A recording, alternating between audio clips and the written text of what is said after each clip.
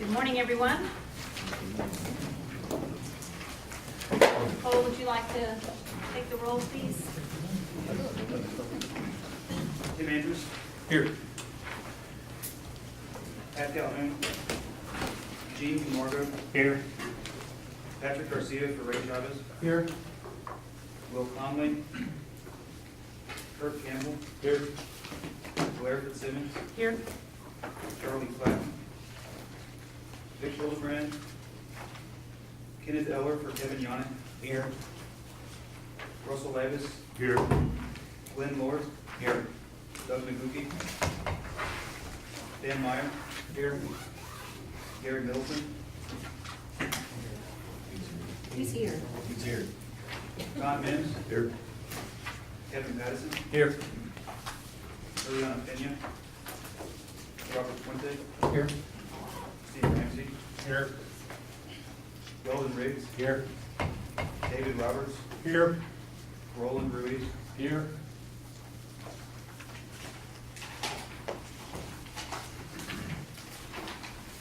Dan Savage. Suzanne Scott. Here. Greg Singleman. Here. Heather Sumter. Here. Thomas Taggart. Here. Diane Wasserman. Here. Adam Yablonsky. Here. Ron Ellis. Here. Ronald Fiesler. Juliana Delgado. Don McGee. Martin Kelly. Here. Joseph McDaniel. Here. Jamie Poole. Here. Carl Poole. Rusty Ray. Here.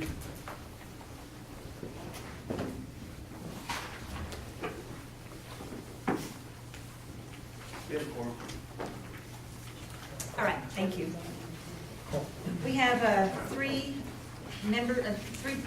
people from the audience that would like to make some comments. We're going to start first with Pat Allen.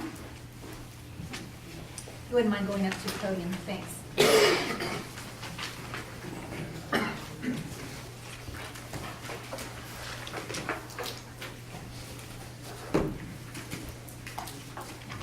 Good morning, everybody. Sheriff Scott, thank you for letting me make comment this morning. My name is Pat Allen. I'm the chair of the Regional Water Alliance. I'm also the general manager of Green Valley Special Utility District, retail public supplier, water supply, wastewater and water supplier, serve parts of Guadalupe County, little pieces of Comal and Garrett County as well. Today I'm here to ask the board, let me say it's not easy to get up here and talk to y'all because I look around the room, I know some of you, I know of a lot of you, and there's a lot of knowledge and history here in this room today, and it's, you know, I think it's a great group. I think the work that y'all do is very honorable and very necessary for what we do in the state of Texas. And in your board packets, there was a letter, I think, provided to you from the Regional Water Alliance and the group that I represent. Regional Water Alliance was formed back in 2006, and it's a group of water purveyors or service purveyors for both water and wastewater throughout South Central Texas. A lot of the work that group does is, besides talk about water projects and other entities and kind of rub elbows with other folks in the industry, is to make sure we're all doing our jobs the way we are. Is there like projects that we can get it work together to provide service to our customers? The San Antonio River Authority is the administrator of that group, and they've done an excellent job. We've also reached out to other entities that have not been identified in the Regional L process or are unaware of what that process is and what it needs to be. And so it was formed back in 2006 to help ourselves as well as other entities. Our intent today is not to disrupt what this board does or the makeup of this board or how the board operates. But as a retail water provider, wastewater and wastewater provider, we feel that there is some, we are not quite represented as well as we'd like to be on the Regional board. And so in this letter that was sent to all of you, it's kind of a background on us and what our intent is. However, there also are some suggestions on the page 2, and that's exactly what those are. Those are suggestions, those are thoughts, those are discussions we had, saying that's the solution. Main thing we're asking for today is y'all's consideration, or at least open discussion, should there be an opportunity for us to get a little more representation on the board as a water utility provider. That's kind of where we are, and I'm going to leave it at that. There's two others that may have some comments that may be similar to ours, to mine, but I know there's an agenda item for y'all's consideration for discussion later on in the meeting. Thank you. Thank you. The letter he references is under item number 12 in your packet. Humberto Ramos.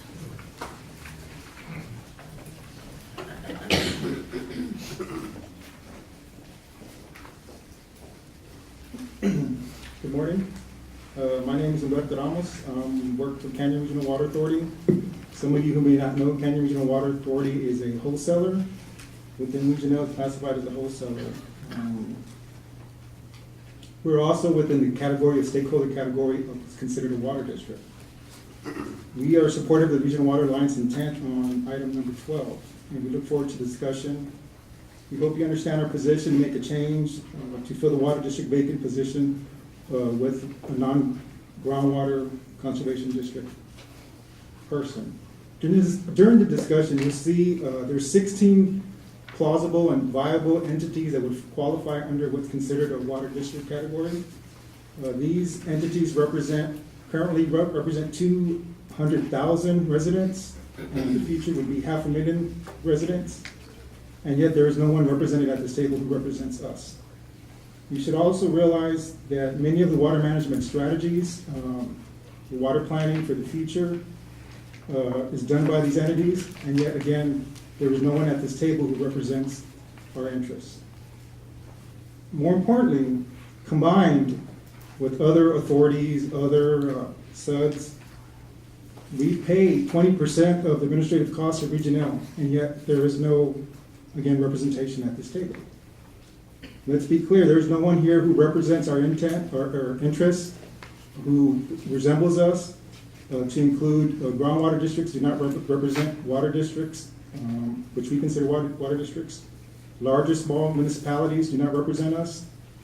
Water utilities do not represent us. And even water river authorities do not represent us.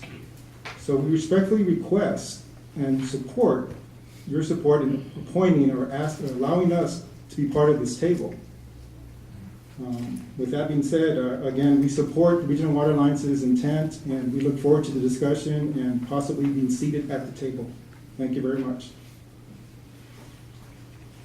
Thank you. And then the last speaker that I have is Graham Moore.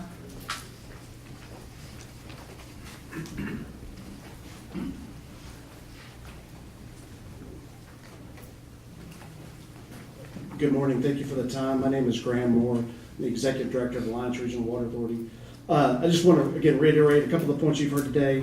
I think it's important to focus on what the purpose of the Region L plan is, and that's to identify water management strategies to be enacted by utilities to meet future water demands. And therefore, the more voices that are at the table that represent those entities that are going to be implementing those water supply strategies, I think that's of vital importance. Water districts are among those that have the most to gain or lose by this process, by the prioritization of the various projects, the various water management strategies that may move forward, and how some of the actions of this group may impact those projects as they move forward.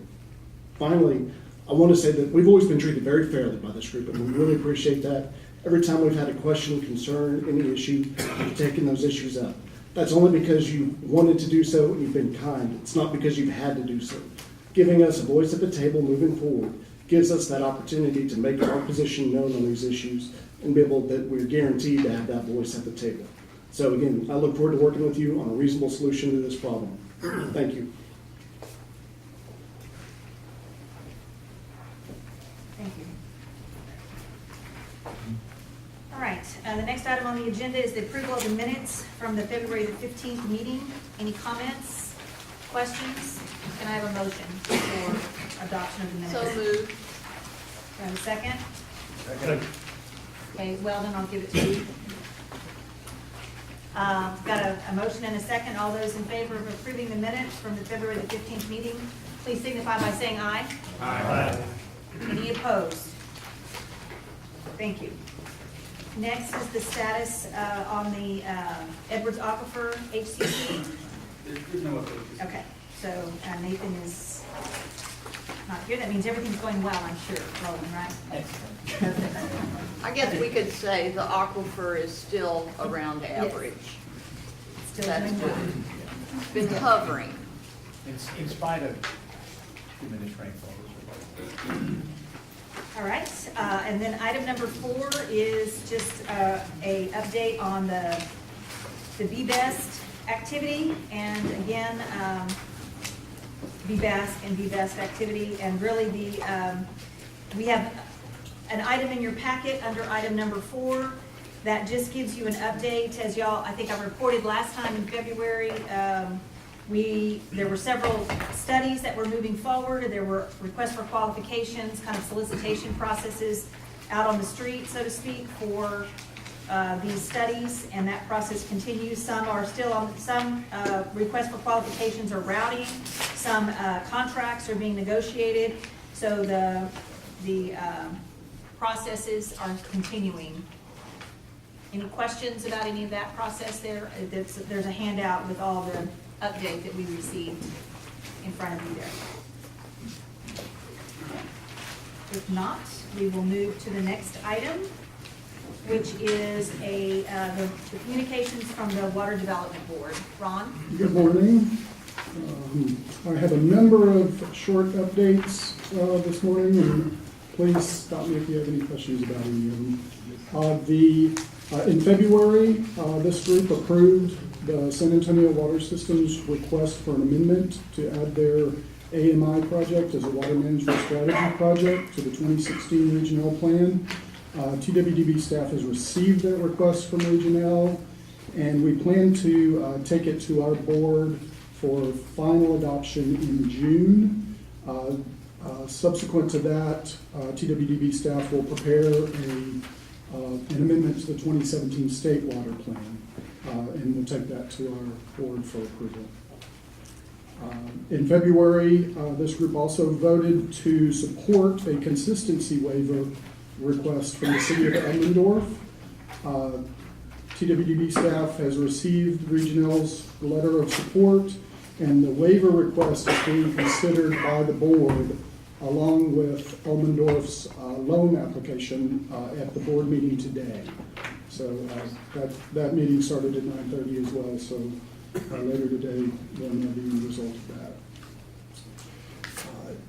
Each year, the Water Development Board gives rain catcher awards to recognize excellence in the application of rainwater harvesting systems in Texas. And one of the 2017 winners, which were just announced in March of 2018, is the Hennigan Residence in San Antonio.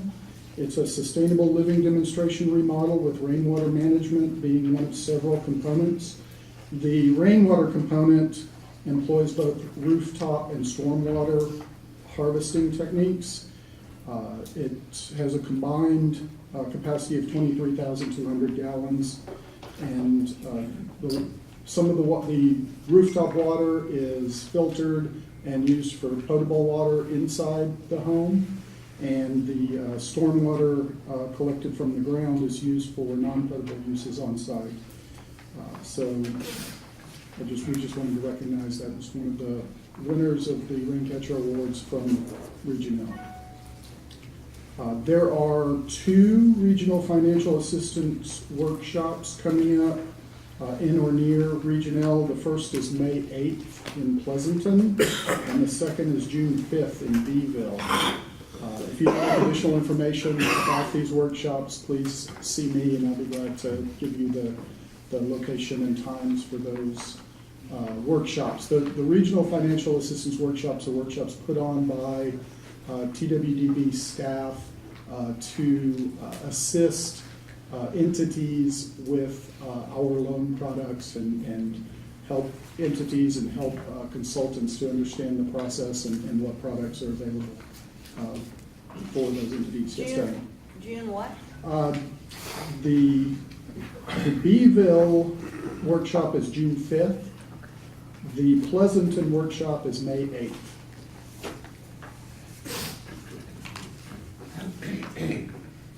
Next item, a contract amendment to add committed funds to the planning contract with San Antonio River Authority has been drafted and sent to Sarah for signature.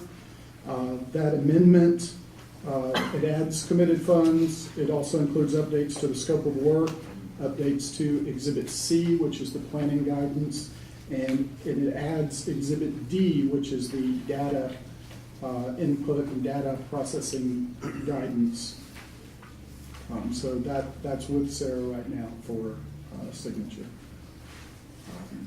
In November, you all approved revision requests for Black and Beach to submit to the Water Development Board. On April 16th, the TWDB Board approved those requests and finalized the population and demand projections for all regions. Those projections go into the State Water Planning Database for the 2021 Regional Water Plan and 2022 State Water Plan. We've recently completed some enhancements to the Interactive State Water Plan. The Interactive State Water Plan is an online presentation of the State Water Plan data. If you've never seen it, I encourage you to look at there's a link to it from the front page of the Water Development Board page, and it's you can look at data by region, by WUG, by county. There are a number of different ways to sort the data and view the data, and you can see the population, the demands, the needs, the strategies, and the projects, project costs, etc. So there have been some enhancements. There's a new water management strategy view page, so you can look, if a particular type of strategy and see what entities across the state or within a region are implementing that type of water management strategy. And then also being able to view water management strategies, the relationships to water management strategy projects. So what projects are necessary to implement the water management strategies. Next item is the TWDB is currently conducting a state flood assessment. The goals of the flood assessment are assess flood risks, estimate flood mitigation costs, and gather stakeholder input on how flood planning should proceed in the state. So far, board staff has conducted 8 regional stakeholder meetings and conducted an online survey of stakeholders throughout the state. The next steps in the assessment include compiling data and developing a draft report, which will go out for public review before a final report will be developed in December of 2018.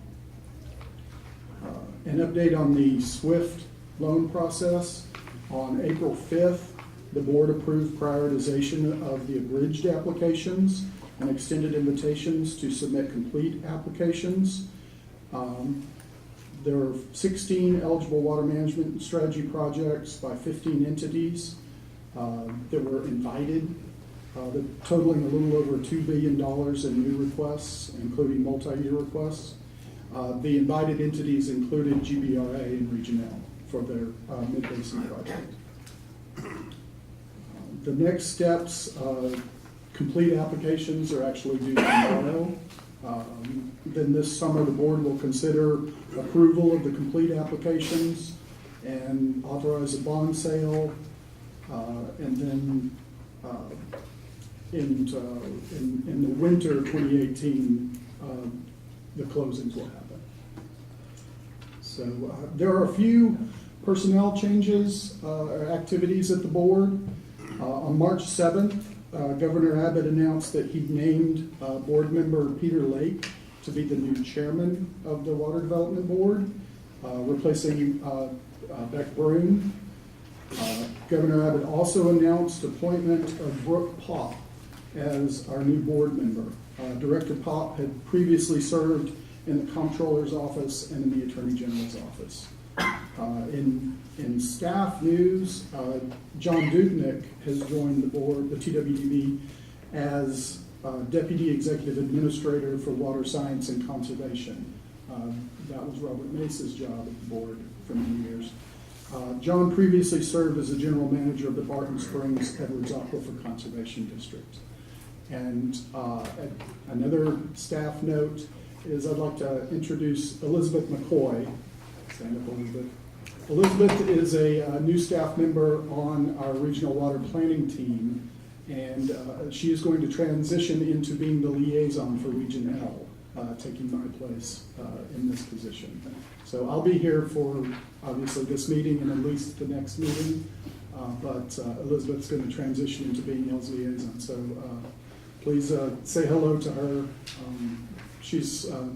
Elizabeth is a geologist, and she's very smart and very conscientious, and we're very excited about having her on board. So that's all I've got. Are there any questions? Thank you.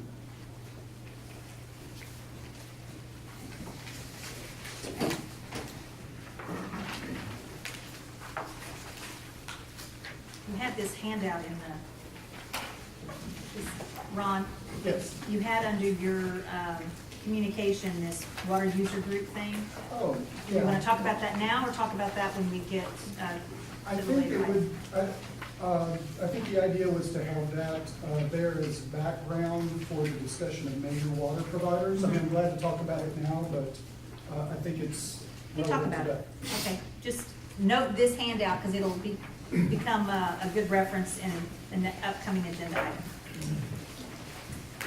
As far as the chair's report, I really don't have anything. I do want y'all to know that, as you know, we have somewhat regular calls of the regional water planning group chairs, and there is one coming up on May the 8th from 2 to 3. It's just a conference call amongst the chairs.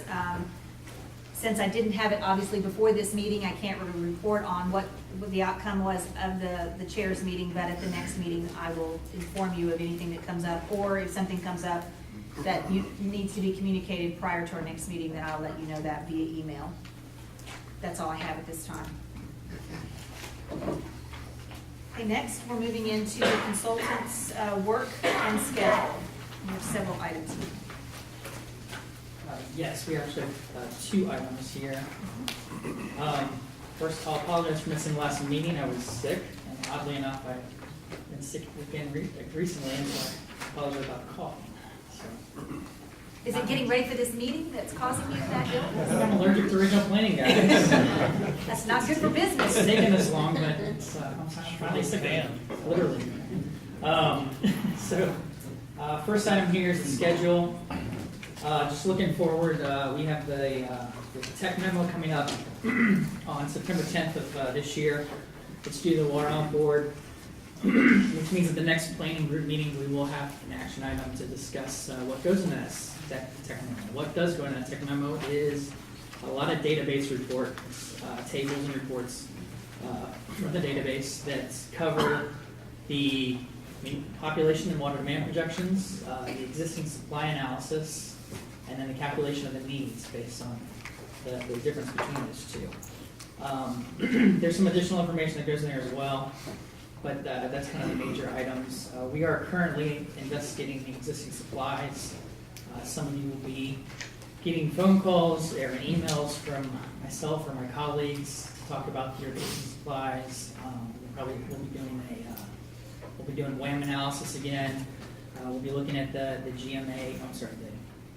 MAG versus permits again for each of the counties and all the aquifers in said counties to analyze how much water is firm through the drought of record, connected supply, legally available to you for each of your water user groups. And that includes not only the municipal water user groups, but also on a countywide basis, steam, electric, industrial, mining, agriculture, livestock, etc. So that's what we're doing a lot this summer. We hope to have a summary of all that information back to you. We will have a summary of that information back to you by August. The other thing that goes into this too, besides just groundwater and surface water, we also have reuse happening in the existing reuse happening in the region. So again, what we'll be reaching out to those of you that have reuse programs. I know San Marcos has one, San Antonio has one, others as well, to kind of quantify at what levels your current reuse contracts and commitments are. And then from there, we'll build on to what happened in the future. So what will happen in the future. We're still on track again to obviously meet the initial prepared plan, March 3rd, and then the regional water plans due October 14th. So, any questions, comments on the schedule? Upcoming activities? Okay, great. As Mr. Ellis mentioned earlier,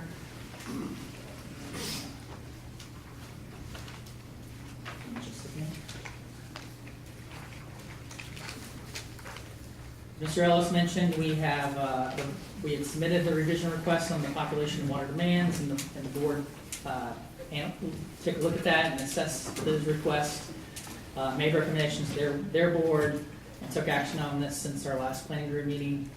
So now we have final population and water demand projections. The problem with that is that we have had a couple entities come forward that would still like to make changes to that. As such, it's not too late. We're getting close to being too late, but it's not too late. And we'll have to go through what's called an amendment to those population and water demand projections in order to change those. I'll talk briefly about those that I've talked to over the last couple months or so, and just where things stand on that.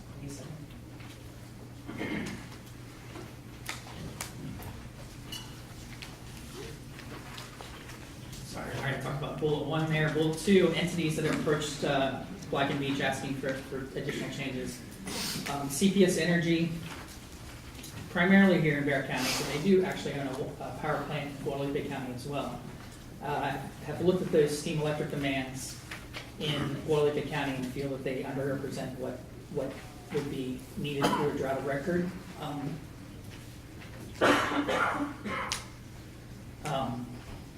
For that county, there are currently 2 power plants in that county. Theirs, which is Rio Nogales, and another one, and a third one being built. And between those 3, it looks as if that there may be an underrepresentation of the water demand there. The city of Cipolo has reached out to me as well. They actually feel that their population water demand projections may be too high. And I'll talk about that. And in doing so, we would actually be looking at a reduction of them, but an increase to Green Valley Special Utility District.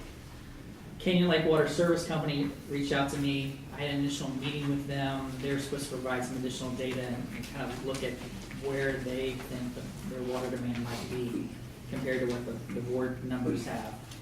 And then the city of Buda approached me as well. I had an initial meeting with them. Most of Buda actually resides in Region K. However, almost all their water supply comes from Region L. It looks like most of their growth is probably going to happen within Region K. As such, I think at this point, for this planning cycle, we're going to ask for probably no changes regarding Buda, but looking forward into the 2026 planning cycle, we may want to work with the Water Island Board to better define where the growth is happening in Buda, and if that growth is happening in Region K and not necessarily in Region L. So, just real quick, Guadalupe County Steam Electric, the CPS request. The current demand there for all decades is 7,070 acre-feet per year. Again, there is and will be 3 power plants in the near future there at various levels. The amendment, though, Rio Nogales is probably the most underestimated one there, and the new Navasota Energy one is probably overestimated on what it probably needs. Net difference here is that we're looking at an amendment going from 7,000 acre-feet a year to about 9,400 acre-feet a year.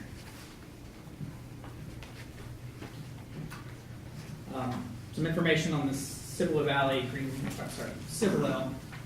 Green Valley SUD change here. And I've talked to both Pat Allen and Tim Cruz about this, and Tim has provided some information to me that I'm currently reviewing. And the 3 of us will sit down and talk about all this. But essentially, most of the growth happening in and around Cibolo is likely happening in the Green Valley area. It's the area that's served by Green Valley SUD. So there's only a certain amount of growth that can happen in Cibolo. I think at the end of the day here is we'll have a swap, a 1-for-1, so that for every person that we go down in Cibolo, we're probably adding a person for Green Valley. So in terms of total population between those two, we'll see a net change of 0. Now, the water demands will change because the base GPCD is different between the two. I don't think it's drastically different, but it could be different. So the water demand may change there. But in terms of population, it's a 0 effect. And again, that's something to be sorted out here in the next month or so. And I already talked about the other two, Buda and Canyon Lake. I really don't know what's going on in Canyon Lake. I haven't gotten enough information to really understand that yet. So other than they feel that they outside of New Braunfels, they're probably the largest provider in Comal County of water, and they're acquiring other utilities as well. They recently acquired Rebecca Creek Mud, and it's now part of their system. The schedule here is that no action today. This is just an information for you all to digest. I'm going to talk with Cibolo and Green Valley over the next couple weeks or so. Hopefully get some information from Canyon Lake as well and discuss that with them. And come back to August and we'll look at trying to amend all these at once. And at which case we'll take that to the water on board once you all amend it, hopefully. Also, in the meantime, we will be working with the water on board so they kind of get a preview of that amendment so that you guys don't take action in August that they're not comfortable with. So that when we come back here in August and ask for that amendment, you'll understand that the water on board has a chance to look over the information and understands where everyone's coming from, and they can either take that amendment forward as themselves or something very close to it. So anyway, again, this is just informational. Any questions, thoughts, comments? So would this have to be included in the tech memo, which is due September 10th? It will not. The tech memo is a snapshot in time. Okay. And so by the time that we make the amendment in August, and the board officially make their amendment, it won't make it into the database to make that in time for that September 10th tech memo. This is not necessarily a problem because the tech memo is this is what was completed at the time of September 10th. So it's not an issue. But carrying forward, it will be in effect for the initial repair plan and the regional water plan. Good question. Thank you. Thank you. Anyone else? Comments? Questions? Is everybody okay, comfortable with what he's talking about here? Just these minor amendments? Okay. If you have other amendments, just save them for 2026. Yeah, we're trying to lock all this in. Yeah, so. we're trying to finalize everything to be final. So that's I believe that's all I have for this agenda item. Thank you.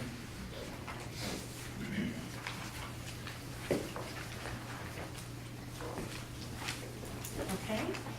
Next agenda item. The next agenda item is the definition of the wholesale water provider. Yeah. And I think this is where the other handout would come into play. Not yet. Oh, that's water user group, sorry. So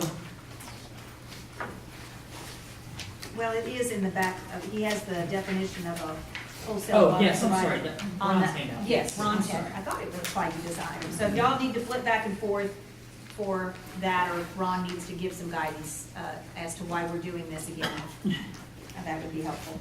So, in previous plans, the board has set a definition of what a wholesale water provider was. And that was a entity which sells water on a wholesale basis of at least 1,000 acre-feet per year, currently or will be in the future. So 1,000 acre-feet per year on a wholesale basis. Folks like GBRA, Sauls, Schertzine, Canyon Regional, they all qualify as wholesale water providers. A rule change for this planning cycle dropped those requirements. And in fact, now puts it in your hands of what a wholesale water provider is. We still have water user groups, and they still have their own definitions. We have something called a major water provider, which we'll talk about in a little bit. But we still have a category for wholesale water providers. It's just that we don't necessarily have a definition. And it dawned on me when we started talking about, we and staff work group, talking about major water providers, that we hadn't set the definition for a wholesale water provider yet by this group. And I didn't want to go ahead and just do that myself. So I wanted to bring that forward to y'all. I think that's okay. In 2016, just some historical information here. Here's a list of wholesale water providers we had.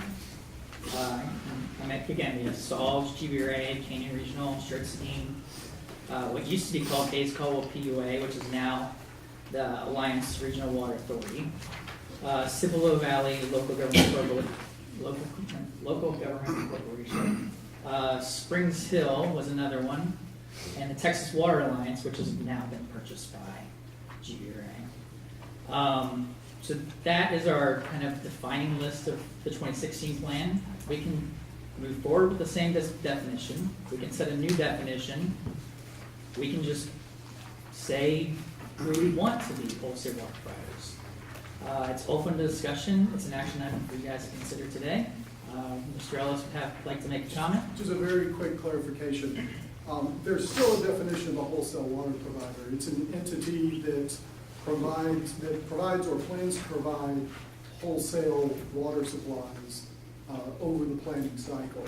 It formerly was a threshold of at least 1,000 acre-feet a year of supplies provided. So it's not really open season on any entities.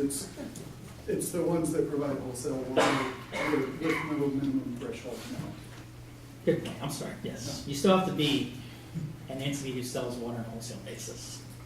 It's just that there's no threshold defined. So, thoughts? So the ones that are in the PowerPoint are the ones that we had in 2016. Are there others that are wholesale water providers for this next upcoming plan that are not on the list? I mean, probably to some degree, there's some entities out there that are selling water on a wholesale basis. It may be very minimal though. And I don't know off the top of my head which ones those are. Brian, if I could ask a clarifying question.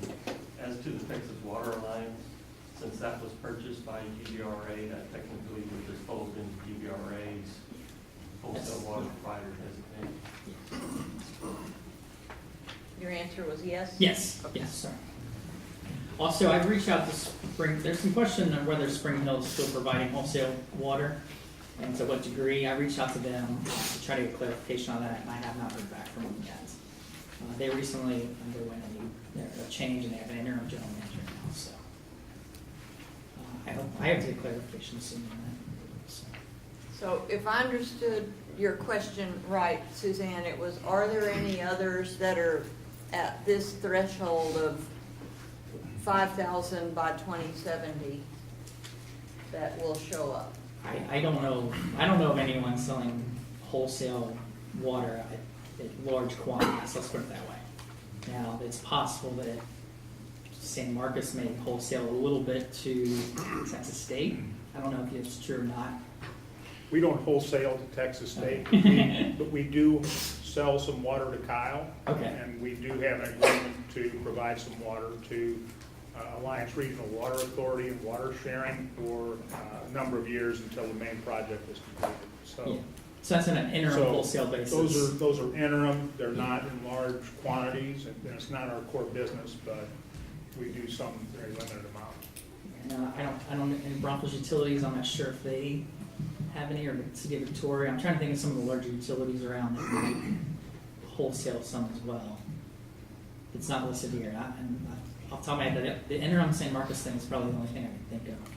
It's relatively large quantities of water. Well, this seems to be a no-brainer, so if you need a motion, I'll move, but can't we just generally approve what we did before? Do you need an action specifically? I think it'd be good. Again, I didn't want to just make an assumption and move forward without giving you guys the opportunity move to make a motion. That we adopt the same as 2016 with the minor adjustments you just named. I'll second. Con seconds. All right, all those in favor of the motion to accept essentially the list in front of us with the changes that were mentioned? All those in favor, please signify by saying aye. Aye. Excuse me, I'm getting your disease. Any opposed? All right, so that is approved. Excellent. The next item is similar. It's designation of major water providers.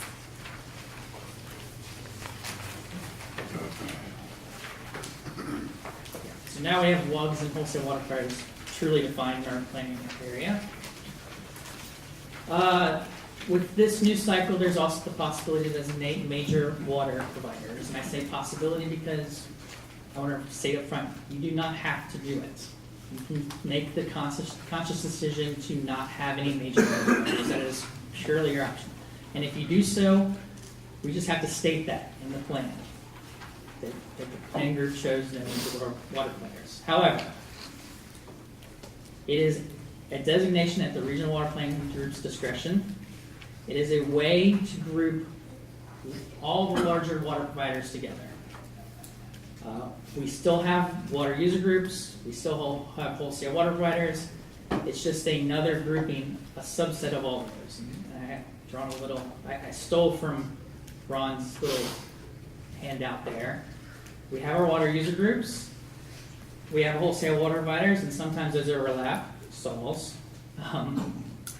And then we can also, if we choose, pick major water providers, and that can be a subset of any of that. It can be a subset of the WUGs, and or a subset of the wholesale water providers, and or a subset of those, both of them. It is actually very little extra work on the consultant's behalf. All we do is we just let the board know, I believe in the database by clicking a little checkbox that this entity is a major water provider. And again, chapter 1 of the plan will have what this planning group decided in terms of major water providers, if they chose them, and if so, how they did so.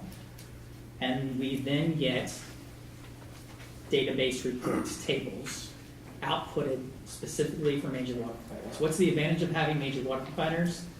Is if someone not part of the regional planning process was interested in what are the big folks in Region L doing to solve the water problem, they could go to one area and pick up those tables and understand, oh, your biggest water providers, your wholesale water providers, your big cities, they are the ones that the planning group feel important. Those are the ones that are this is what they're doing. This is the needs they have. This is the projects they have upcoming, etc. So it's just a way to illustrate that, and it's an easy, simple way. I think part of this too is to help educate the legislature on a planning area by planning area basis. So, what's the major folks in every region doing? Yes. Brian, did I understand in your agenda planning meeting also that all the other water planning groups are designating major water providers?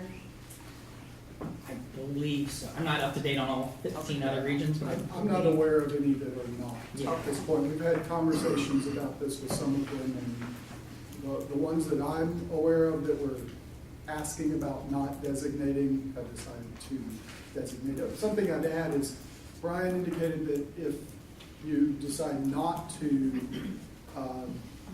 have identified major water providers, that you would need to state that. We also asked that you explain why you don't think there are major water providers in the region. If you look at the almost the bottom of the handout that was under the Texas Water Development Board communication, it says the intent of the major water provider category is to report data for entities of significance to the region. If the region decides not to designate any entities as major water providers, the plan needs to include discussion in Chapter 1 as to why the Regional Water Planning Group determined it does not have any WUGs or wholesale water providers of significance to the region's water supply. So it's, we would have to basically make a case as to why we think we don't have any here, Yes. if we choose not to, which obviously we have some. This originated, this was kind of an idea that came out of Region H, just for some background. They've got hundreds of lugs in Region H, covers Houston and surrounding areas. And if you look at the, and this is somewhat true of the Region L plan as well, but if you look at the Region H plan, and it can be challenging to find what is, what is Houston doing? What is SJRA doing? To find the entities, this just groups the larger entities who may be providing the bulk of the supplies and addressing the bulk of the needs in a region in one spot for someone who's looking for that high level information. So it really is only a reporting function that will involve the planning group identifying them and the consultant checking the box in the database, and we develop the reports that will go into plan. And by reports, they're tables. Yeah. Simply tables. Con. I move that we continue designating major water providers. Do you want to look at the list that he's Yeah. provided, and So- then maybe we can add to your motion? We have to not only choose to do so, but then we have to define what we're going to call major water providers. So a couple options here. This is based on what some other planning groups are doing. Some are just stating that all wholesale water providers are going to be major water providers. We're just going to make it that simple. I think Region M might have done that, actually. They just stated that wholesale water providers were the ones. In that case, it's mainly irrigation districts down there. Others have picked just their largest utilities, maybe just the city of Houston or something. And some have done a combination of that, as wholesale water providers plus some large utilities. One example here is that you could say, large utilities could be defined by some threshold. You could look at population by a certain decade, or water demand by a certain decade, or some other metric. An example here is if we wanted to, we could pick all wholesale water providers, and there's the list there, plus all water user groups that have a water demand of more than 20,000 acre feet by 2070. And in doing so, you capture 3 more entities, which is the city of New Braunfels, city of San Marcos, and Victoria. So you already have San Antonio included because of SALS. You have GBRA and Canyon Regional in there because of their wholesale water providers, Short City, Alliance, and Cibola Valley, et cetera. But then you also capture 3 of the larger cities in the area as well. That's just a threshold number. Obviously, if you move that number up to 30,000 or 40,000, some of these cities might drop off. If you drop it down to, say, 15 or 10, you start adding other entities. I have a spreadsheet here that we can play that game if you would wish. Something for you all to consider. So, Con, How did we handle it in the past? This is a new thing. it's a new thing. This is a new designation, because again, as Ron said, it's kind of hard for people to actually see what these larger population centers were doing, because you weren't certain which of the water providers were providing water to those urban centers. So this is a way to kind of make that a little bit more apparent in the plan. So this is sort of a list in front of you on the slide of kind of just our first shot at who these people could be. We could run a sort on the spreadsheet here with any sort of threshold that you feel would be appropriate. This is sort of the way that example is laid out as municipal demands by 2070. You can see, SALS again is already part of it because they're also a water provider, and then you would add New Braunfels, San Marcos, Victoria with the 20,000 threshold. If you drop that down to 10,000, you would add these additional ones. So Cibolo, Hayes County Other, Canyon Lake Water Service Company, and Shirts would be added as well. Obviously, if we drop down to say, more than 6,000, then you're adding Bernie and Seguin and others. We could look at this on a population basis rather than a water demand basis. So we could do a sort there, and we could do that as well. It's totally up to you all. Ron, I'll second if you want to use the example. That's exactly what I was going to say. I think I think he's provided the answer for us. Yeah. Okay, so we have a motion to accept what's on the slide here, Yes. which would be the wholesale water providers and the addition of these other water demand, other WUGs. Is that right? This list is what we're acting on? Over 20,000 acre feet. 20,000 is the threshold. Okay. And that would be these. Right. Okay, do I have a second before I I'll get second questions? that. Okay, Diane will second. All right, yes, sir. Suzanne, just a quick question. Regarding the term using population as a metrics, so if, earlier I was doing a calculation of 1,000 acre feet, in the earlier discussion we had, and so if I use SAWS' minimum water usage, I upped it up a little bit, 90,000 gallons per household, that's about 3,600 homes possibly being built using 128 gallons per use per day. So I'm just wondering, I don't want to lose sight of the matrix for population, because all we keep hearing is Texas is growing and growing and growing. You know, we've heard, you know, the growth for San Antonio, we've heard the growth just, you know, Houston's growing, you know, everybody's growing. So I just don't want to lose sight of the metrics for population, but does that, you know, 1,000 acre feet, that's a lot of, you know, residents that you're going to be providing water. 3,600 residents growth, that's a lot of growth. So I'm just mentioning it and putting that thought on the table because I don't want to lose the population metrics completely versus, because 20,000 gallons is a very, That's acre feet. Acre feet. yeah, 20,000 acre feet, yeah.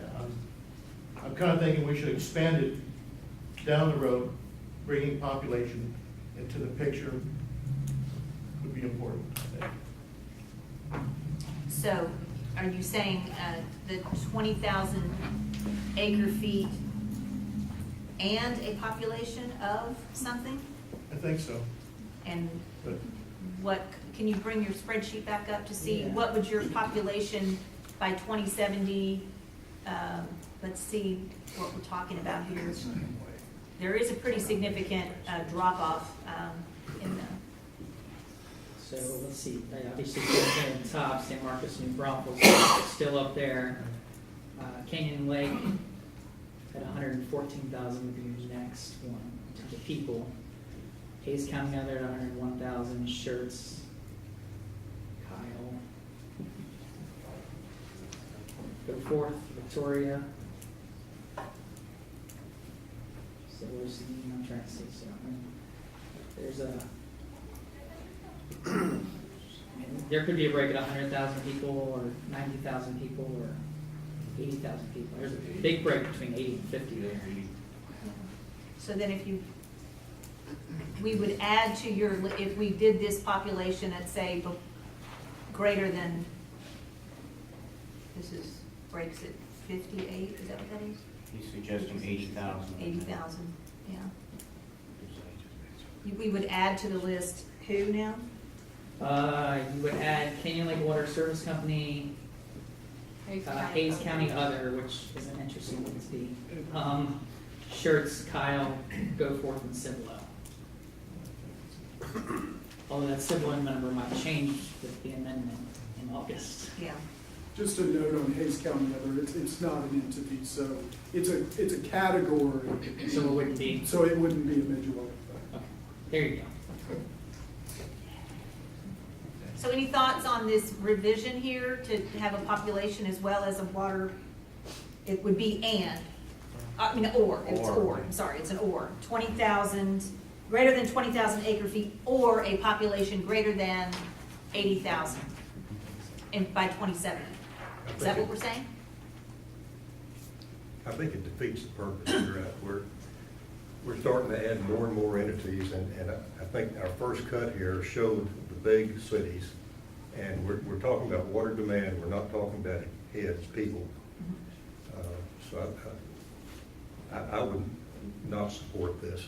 So you do not. Well, as a seconder of Con's motion earlier, I would say that some of these cities that would be included based on population, if I understand all this correctly, may be getting their water from another source for part of that population, and that's why they weren't included in the first round.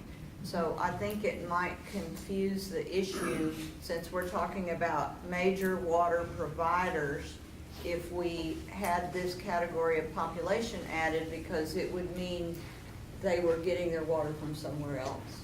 But I understand his point about population, and that's a very interesting part of this bit of information that you've given us in this chart. I like this chart. So at this point then, the motion stays the same as what was on the slide with no revision? Is that what I'm understanding? Because it wasn't accepted? Any other comments or discussion about the motion on the table? All right, hearing none, then let's take an action.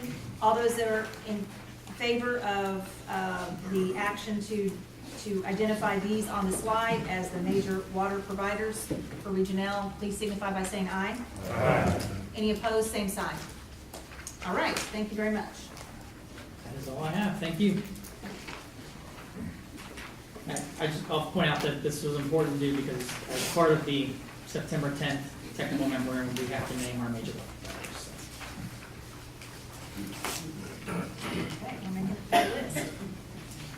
Okay, now we've got several items here to talk about the alternates and Open Meeting Act, memberships on this committee, kind of administrative tasks. So I guess, Cole, are you gonna lead the conversation on these? We're starting with number 10, which is regarding designating alternates to comply with the Texas Open Meetings Act by maintaining the Texas Open Meetings Act certificate on file with them. Yeah, so the next two agenda items were requested at the last Regional meeting. They speak particularly to the Open Meetings Act and the best management practice document that the Texas Water Development Board came out with. We talked about that at the last meeting. The first item was there was a talk about requiring designated alternates to maintain an Open Meetings Act certificate in the same manner that voting members are required to on file with the administrator. And so this is just putting that item on the table for official discussion. I have included in the packet a copy of the text for Article 7 of the bylaws that are currently in effect, and I've highlighted the section that says designated alternates shall enjoy the same voting privileges or lack thereof and shall be bound by the same duties, terms, and conditions as the members they represent. And so in light of that article, I don't know if there's an action that this planning group still wants to take, but it provided that as background.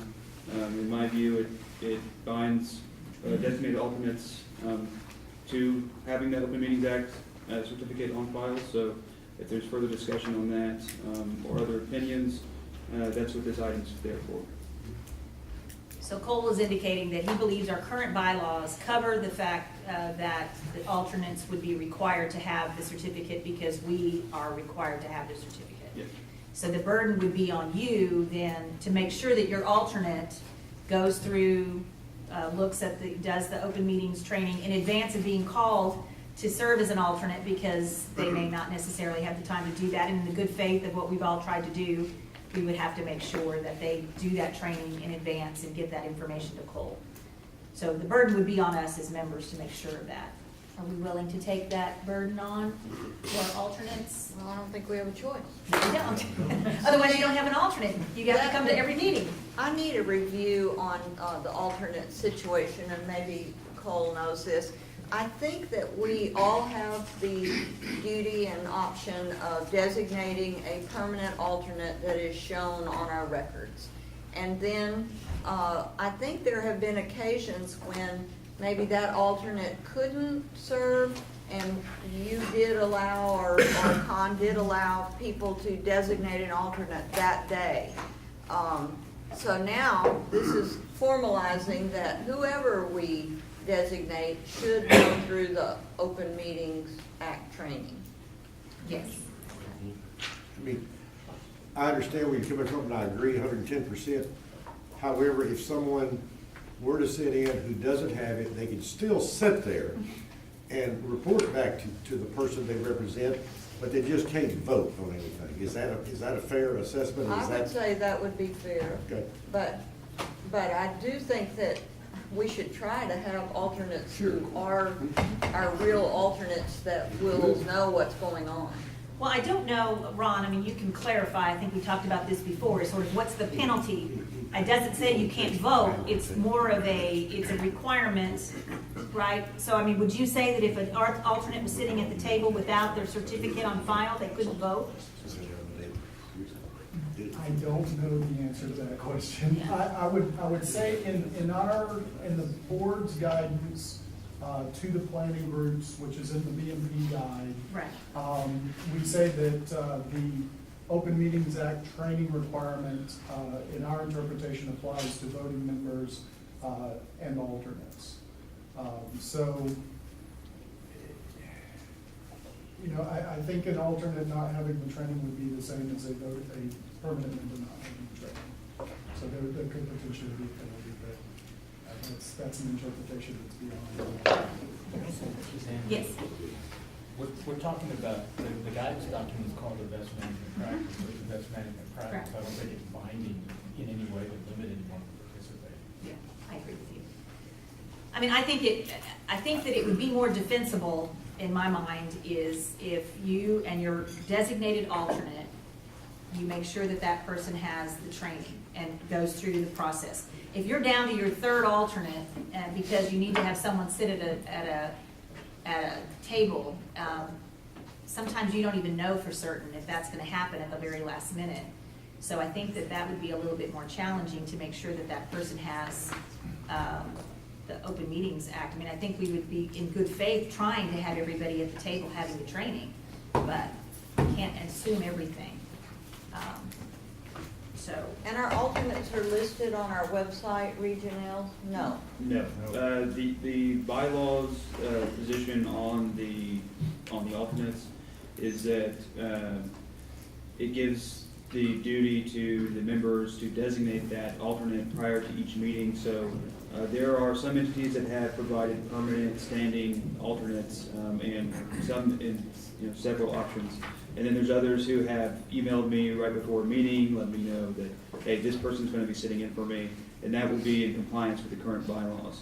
The only thing that's changing, and it's not changing because the bylaws are changing, it's changing because of the recent legislation on the Open Meetings Act, is that alternates will be required to have an Open Meetings Act certificate. And right now, the way the bylaws are written, it would still require the alternates to have that. So it begs the question that I think that we probably may need to formalize more our alternates, so that we can make sure that those alternates that we always are going to call upon have the training. So that we can make sure, I mean, just for the purposes of being in compliance with this, I think we have an obligation to make sure that those alternates are having the training. I mean, oftentimes it's other people, I mean, on staff or other people that have been coming to these meetings pretty frequently. Yes, sir. Susanna, I think that should be our requirement, but I don't think we should take the position that if someone does not, even a regular member, does not have that certificate, they can't vote. That's going a little beyond what I think we have authority to do. I agree. And I guess, Ron, if you can get some clarification on that, just to make sure, I mean, again, it's a like Roland says, it's a best management practice. It doesn't say that it's that there is some penalty of non-voting or suspending your status as a voting member. I mean, I didn't see anything like that. Now, I'll be glad to ask, but I would venture to guess that this is going to fall into that area of, it may be up to you all to consult your own attorneys and make a decision. Because when it comes down to it, it is the planning group's decision on how to apply this. And the guidance that the board is providing is exactly that. That's management practices. What we believe is the best route to follow. So it seems from the discussion that we're not going to necessarily need to make a change at all, have any action here, right? Because you're thinking the current bylaws cover that that each voting member and their alternate have to have the same requirements. And what we're saying now is that we want everyone to more formally talk to your alternates that you use on a regular basis and make sure that those alternates go through the open meetings training and get the certificate to Cole. Yes. And y'all, all of us need to make that good faith effort to do that in advance of any time you need to use an alternate. Is that okay? Everyone all right with that? Having enjoyed the training multiple times because I keep losing my certificate, I'm glad to share that experience with whoever I have. Okay. So can we give ourselves a timeline to do this so that Cole can have some, I mean, should we do this by August is by the end of the calendar year? Can we do it by the end of the? Just some kind of context. Designated alternates are usually, oftentimes are designated the week before the meeting, and so that would require that once they're designated, before the members here that are here today go and designate an alternate, that you just let them know, hey, you need to have your Open Meetings Act certificate.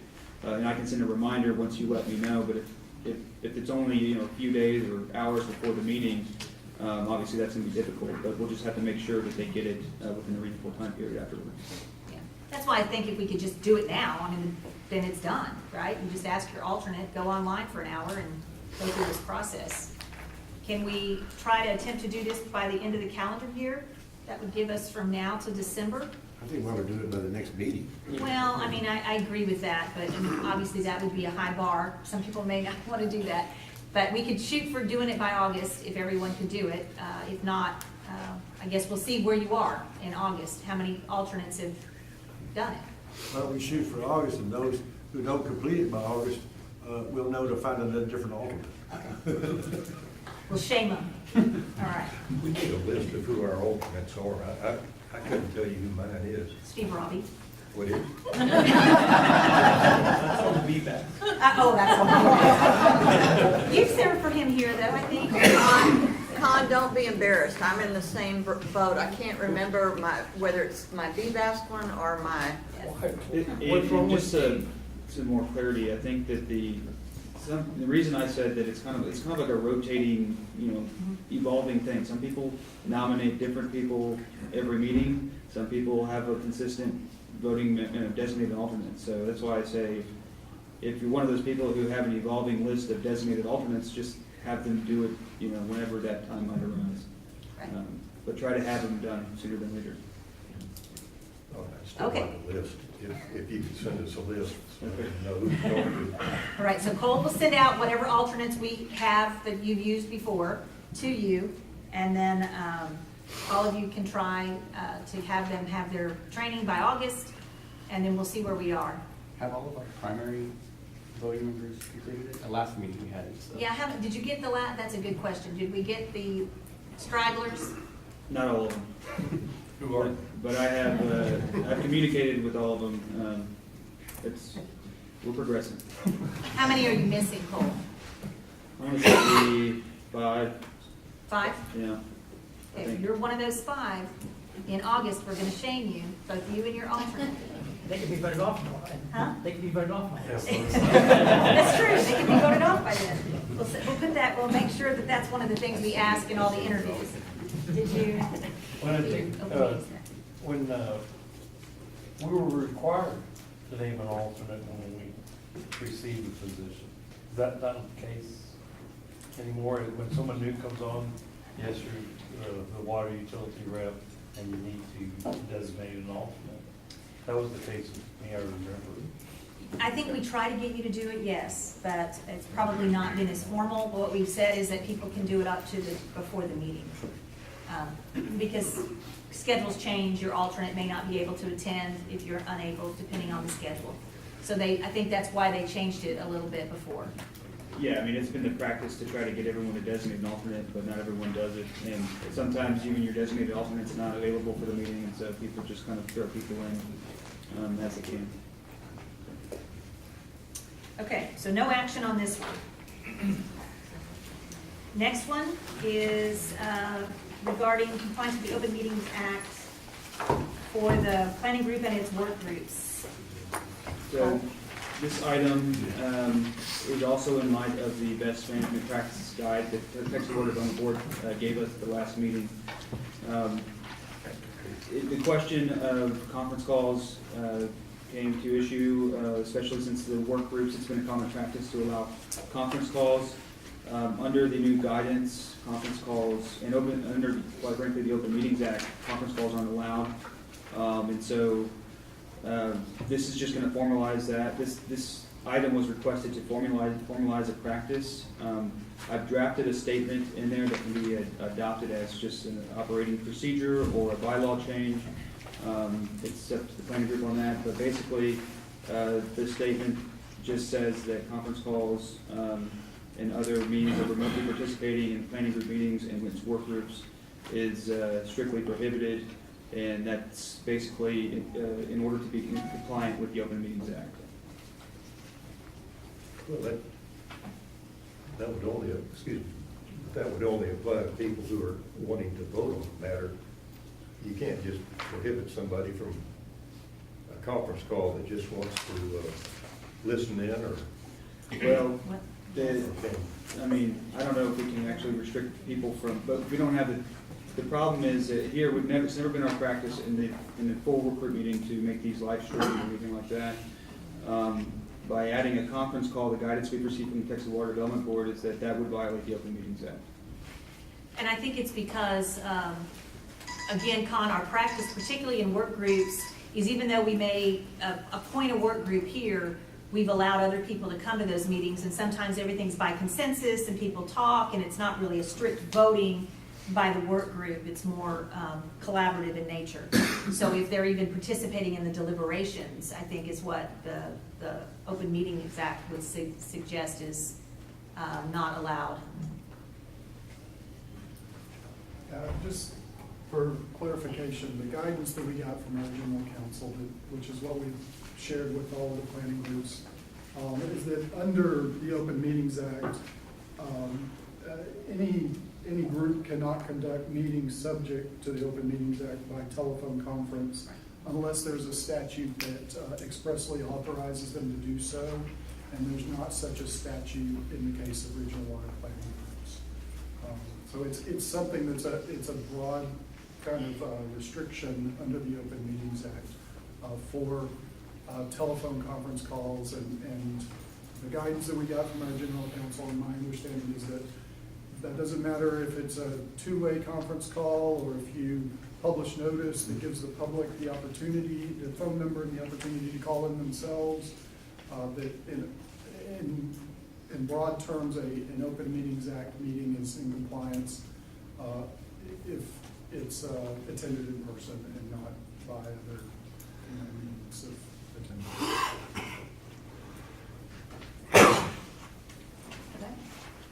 I have a comment on that.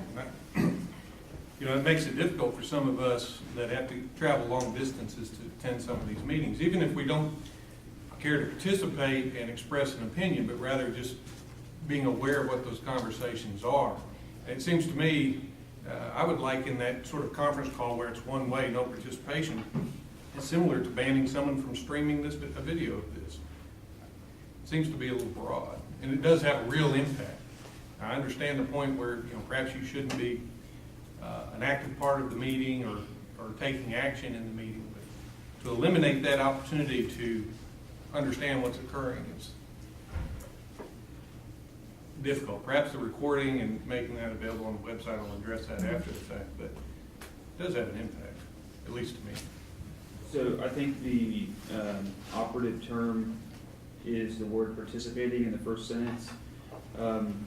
I think the idea of me putting that in there was to connote some sort of exchange of communication. So if we want to narrow that term more specifically, we can do that.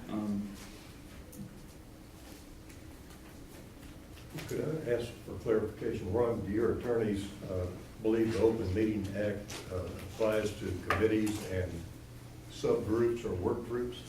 Yes, in the last legislative session, there was a that made the Open Meetings Act apply to committees and subcommittees of regional water planning groups But specifically. what about listening and not participating? It's the interpretation of our general counsel that's prohibited. The interpretation is what? That is prohibited by the Open Meetings Okay. Act. And the recording and listening to it later? That's obviously, Allowed. yes, Okay. yes. And So if you listen to it later, you'd have to call up all the people on the committee and bend their ear afterwards, but that'd be before the meeting.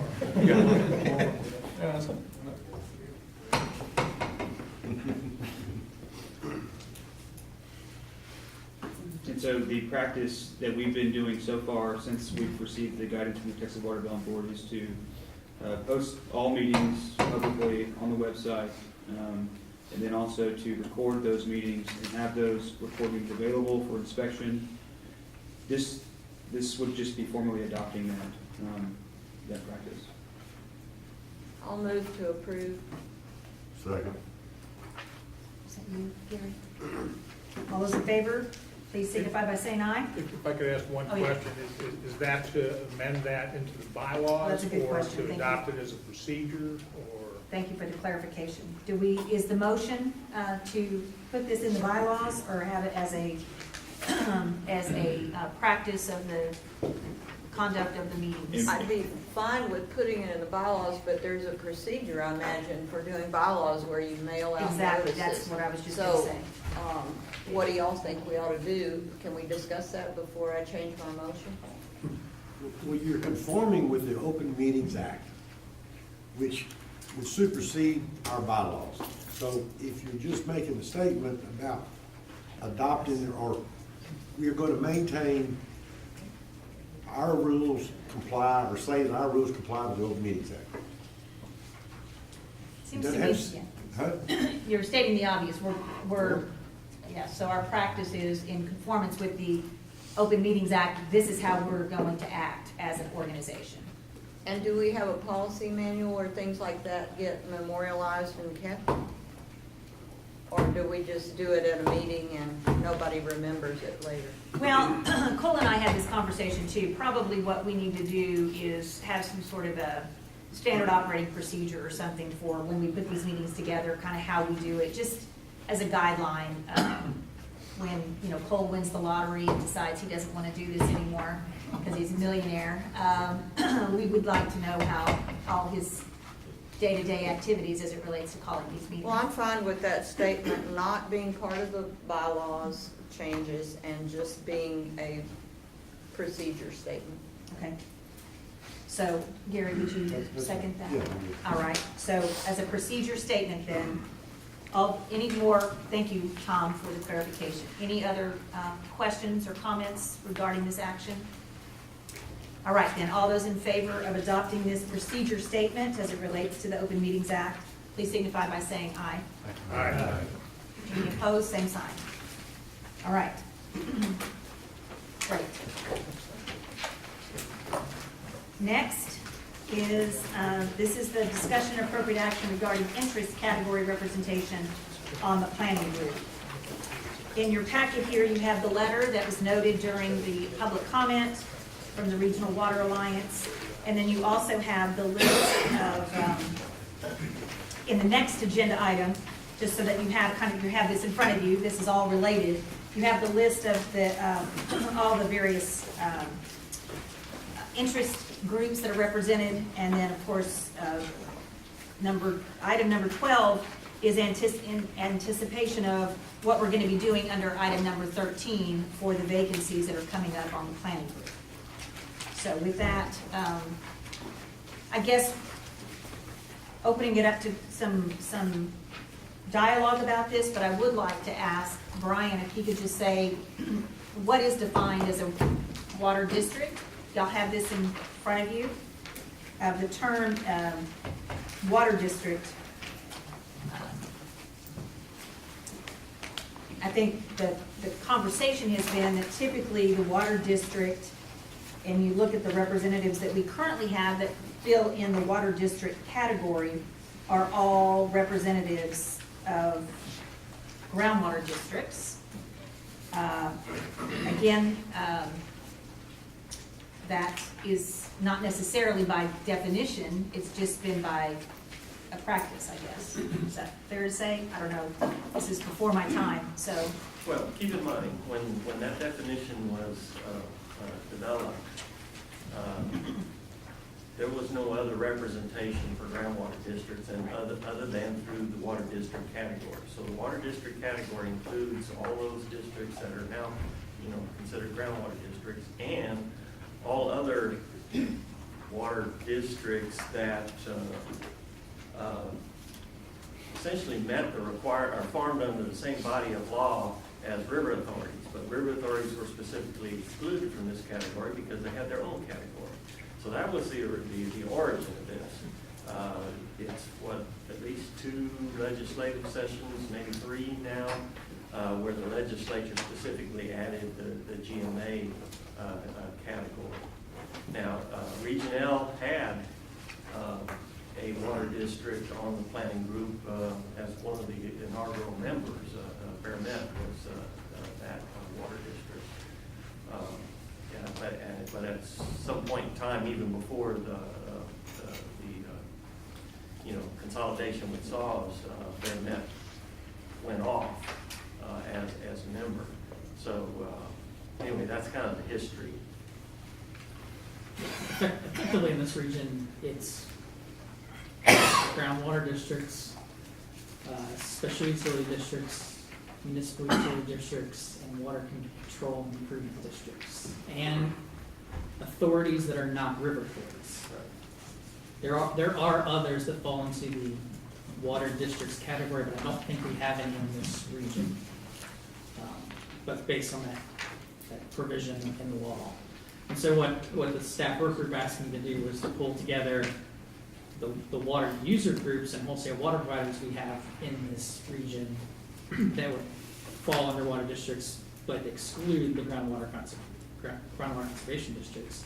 And so that's what this list of 16 is here, are WUGs and wholesale water providers that are falling under water districts. And then the numbers here, the red being their 2070 population estimates, and the blue being the 2070 water demand estimates.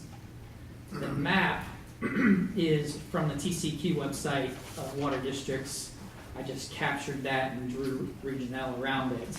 So this encompasses all the SUDs, MUDs, and WCIDs in the region that most are, but not all are water user groups. So, for example, prior to the acquisition by Canyon Lake, Rebecca Creek Mud would have qualified as a water district, even though they're not a WUG. So, anyway, so that's really what this just information was. It's for your reference during your discussion here.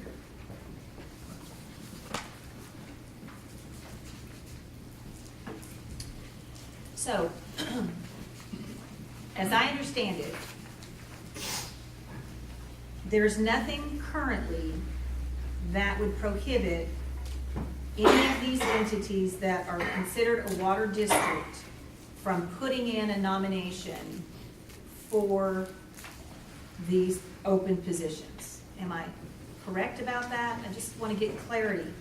So it would be really up to this process of selection of those vacancies that are coming up as to who would we feel is best appropriate for this. Now, granted, the folks that gave the public comment today are making a point that as we make those deliberations, they would like for those deliberations to be broader, maybe than what we have in practice done before, what Steve was saying, before there was the representation of the groundwater districts through the GMA change. So I'm just trying to set the stage here as we have this conversation to make sure, do we need to make any modifications to this? Or is it in the application process and the deliberation process for the vacancies where this would come up? Suzanne, I think that should be in the application and nomination process. It was always my understanding that these groups were able to represent the water district category from the start. And if I remember correctly, when I went through the nomination and interview process for the slot I'm occupying now, I think there was some members of these groups that were in that group at that time. I don't see any need to change that. I think we should just let the nomination and interview process kind of select those out, filter those out. Suzanne, as you go through that nomination process and you look at some of the members that are in water districts now, they've been long-term members and certainly have met experience or have some advantages with regards to experience because they've been on the committee for 3 years, 6 years, whatever. And that, you know, if you left it just as is with regards to competition and the qualifications that come in, it just seems like it would be difficult, you know, to kind of change or add members. How are you going to bring in one or two or three with regards to this, the WUGs and WWPs and compete directly with standing members that have been a member of the group for a number of years? Right, that's the challenge, you're right. That would be a challenge. Well, I mean, I guess too, I mean, if one of the, let's just, you know, say Greg didn't get reappointed, I'm not saying he wouldn't, but if he didn't, I'm just using him as a water district, would then he have the opportunity to get appointed by the GMA that he is in? Would that be available to him? Or what is the process that the GMAs go through to select their representative? Is there a formal process or is it more informal at the GMAs or? Yeah, we just vote on it and select them. Okay, by motion. But there wouldn't be anything that would prohibit you from, in your GMA being available for that? I'm just using you as an example. I'm not picking on you. Right, yeah, I could be the GMA rep. There's probably not a lot of competition, it's who is willing to go to the meeting.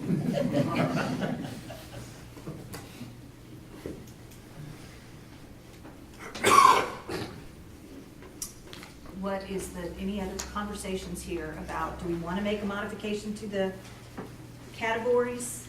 Are they requesting, what's the request? It seems like they're saying to take out a water district and add a water utility, take out another water district and add a municipality is what it seems like they're asking for. So I'm not, or is that what this is asking for? That's what I'm reading here. Pat, would you like to clarify your request, please?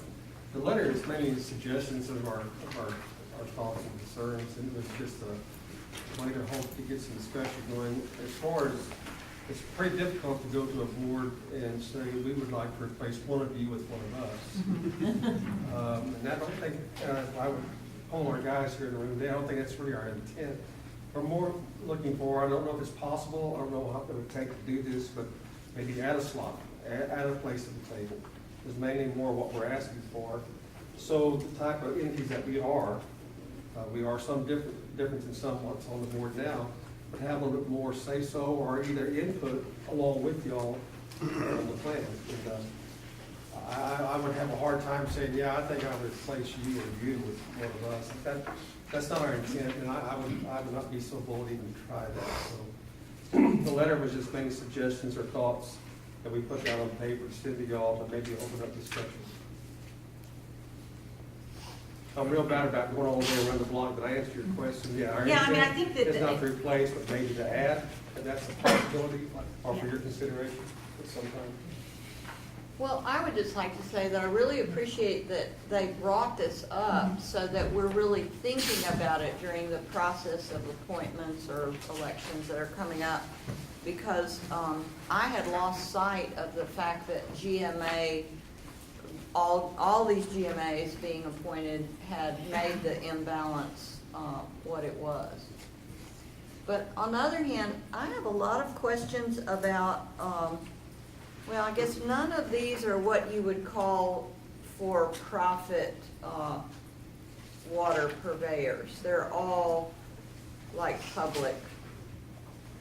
Right, the for-profits would go into the water utility category. Okay, thank you. And that's where the Water Supply Corporation, even though they're nonprofit, but that's where they reside. Okay, thank you, Steve. And if I could just add, you know, the planning group has discretion with regard to its composition, as long as each of the statutory required interest categories have at least one representative. After that, it's the planning group's discretion. And what's going to come next after this discussion is going to be direction to the administrator to solicit nominations. If the interest categories don't change, then that's what, you know, from what is currently, you know, terms are expiring, then we'll just, you know, the planning group can give us direction to make that advertisement. If the,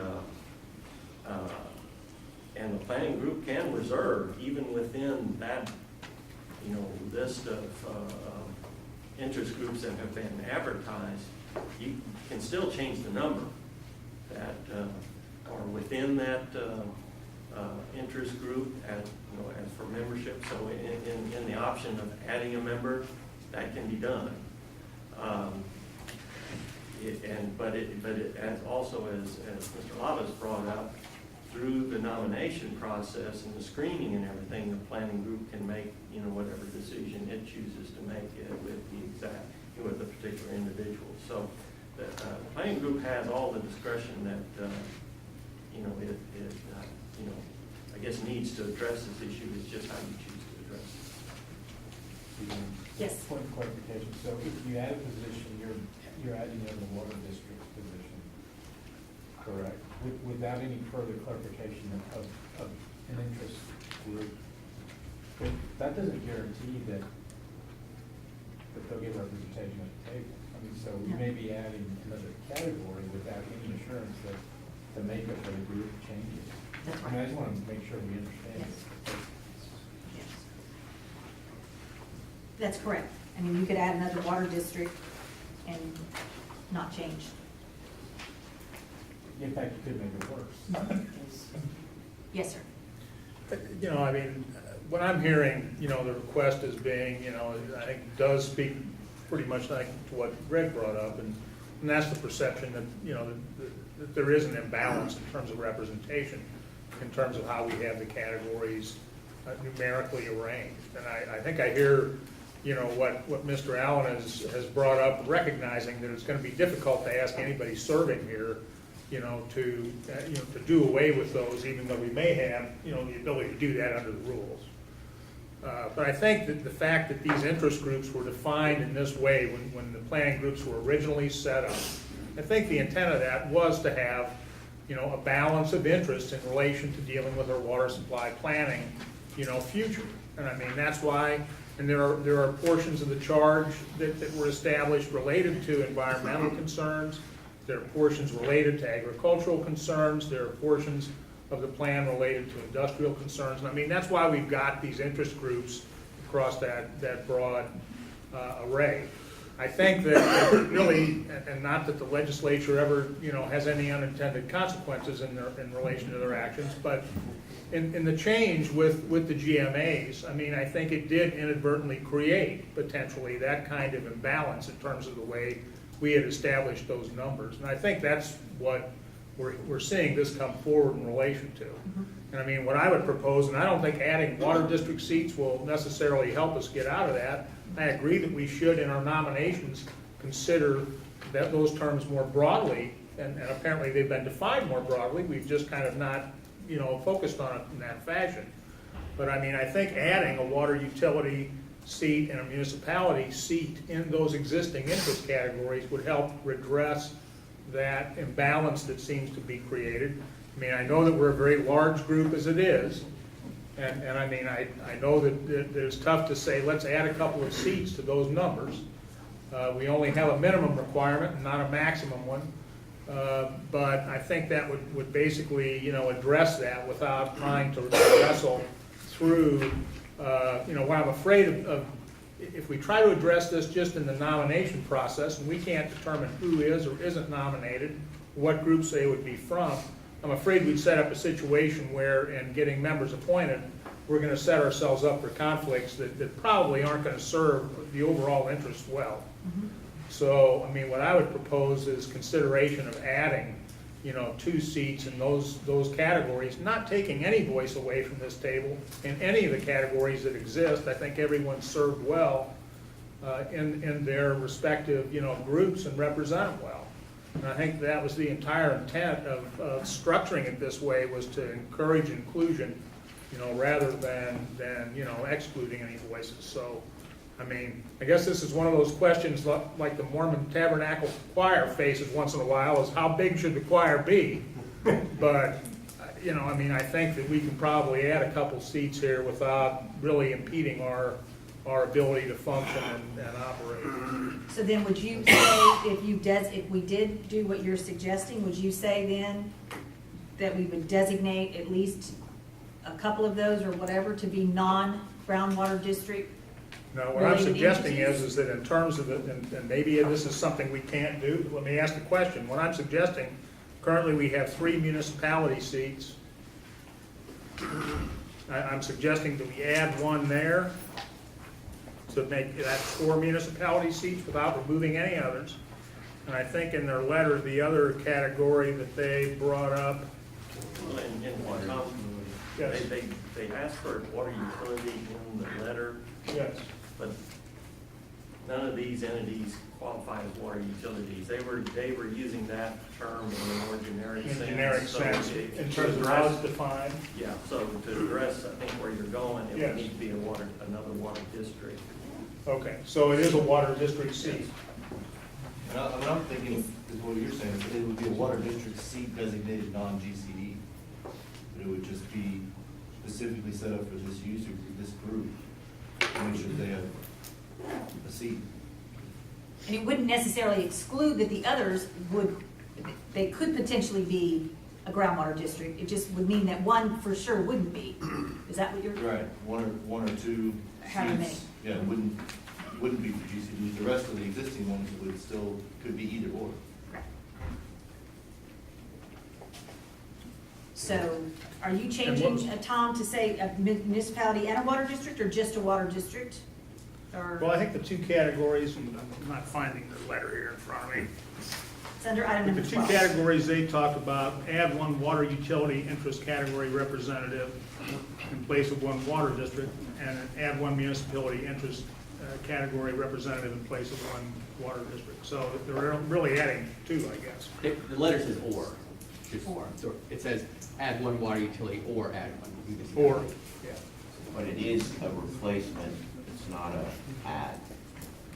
That's what they're asking for. The way it's worded. Yeah, I'm not You're talking suggesting, add, right? I'm not suggesting replacement, I'm suggesting add. But I think I am suggesting 2 in the sense of, looking at the largest single interest group currently, I guess, is the GMA group at 5, is that correct? Yeah. The water utility doesn't really, by the definition you said, doesn't actually accomplish what they're trying to do because they couldn't fill that seat anyway, by definition, right? Right. Yeah, true. And that's what I made clarifying remarks, is I think they were using water utility in a more generic sense than what we have because they didn't necessarily have the definitions in front of them when they made that request. So in order to accomplish what they requested, it would need to be a water district seat. So it could be 1 municipality and 1 water district, potentially. I think the same is true for the municipality seat. I'm sorry. I don't know if any of these. I think the same is true for the municipality seat. Let me get the definition in front of me. Well, yeah, none of these would be in a municipality. Right. I don't believe so. Suzanne? Right. But it could be other municipalities. Yes, exactly. Yes, sir. If I can make a motion that Tom make a motion as to what he said.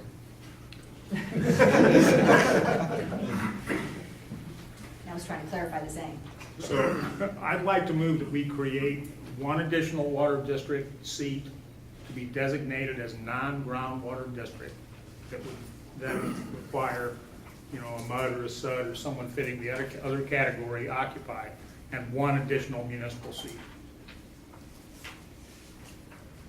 Okay, can I get a second to I that? second Okay. But what about the fact that they're not municipalities? How, would they not be able to qualify for that position? Is that what you're saying back there, Steve and Ron? Yes, but any other municipality within within the planning group could qualify. I think their point was that the water suppliers in general needed more representation on the planning group, and then they specifically picked these two categories to accomplish that in their suggestion. I know, but if we add a municipality seat, are the water districts that are non-groundwater district related, are they going to be able to qualify to nominate someone for Not for the municipalities, but they would for the water district. But it would- Any other municipality in the planning group could nominate Okay. But it would- for the municipal. It's aimed at addressing what I think the basic imbalance they're bringing up between water suppliers and non-water suppliers. Oh, so you're trying to balance it after you add the water district one? Is that what you're saying? No, what they're saying is, say for example, by having another municipality in here, you're actually having someone, I guess, that is a water supplier to a larger population, If I may, we are. Versus a source, If I may, we are comfortable with the recommendation Tom's bringing up.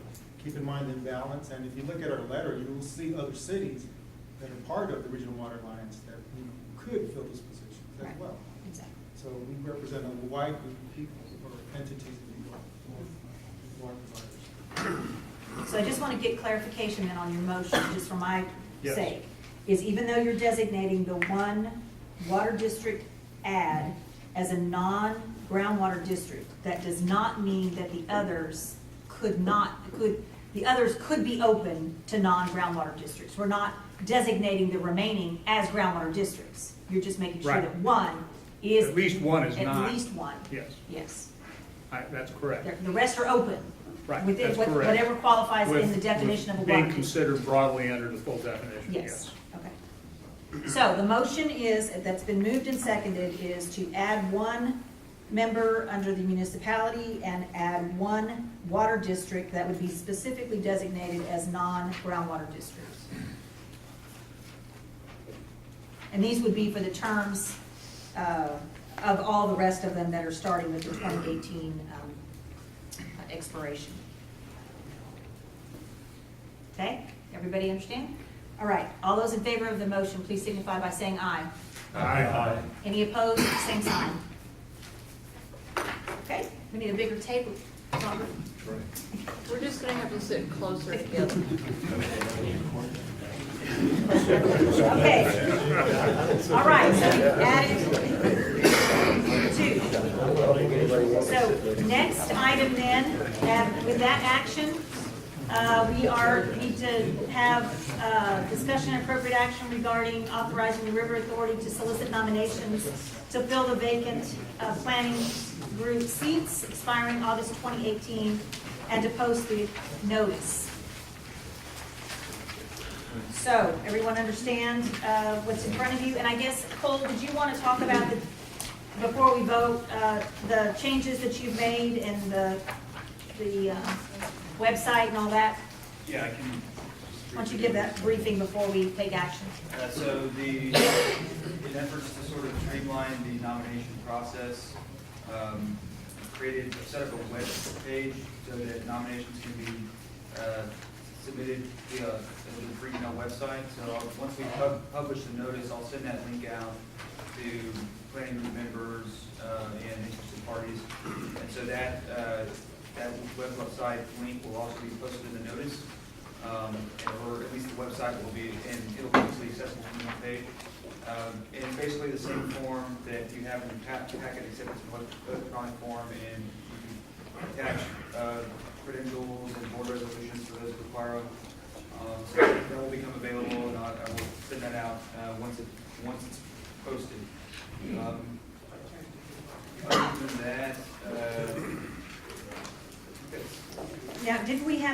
change to the form that was required based on, they have to, what was it? They have to make sure that the person is, was there a change to the form you had to make, or was that the BVAS? I can't remember. Okay, so, in addition to the 2 members, we will have a new quorum required for the next meeting. I think what you're referring to is a conversation we had about the interview process. No, I thought in one of our guiding principles or something, there was some change to the form Yes. that they have to do something. I just can't remember, it's not coming back to my mind right now. but- It's at the top of the form that's included in the packet. I've included the guiding principle that was adopted that requires planning yeah. group or nominators to provide current job or current occupation Yes, in yes. the application. So that will be required. And where is that to be, It's on the form itself. On the very top paragraph on the actual. oh, good, yes, there it is, okay, great. Yeah, I knew there was something that we did in a guiding principle. All right, Then just one more clarification to the notice, that the draft notice that's in the packet, we would need to add municipalities to that based on the previous agenda items. So there will be 2 places where that occurs. The long sentence is the first one, and then it says the following interest areas, so we have the list of the interest areas, so we probably add municipalities right after water districts. And then persons interested in counties, river authorities, water districts, and we would add municipalities, must be nominated by the governing board or chief executive officer of an entity within our respective area. So just to make that clear. Perfect.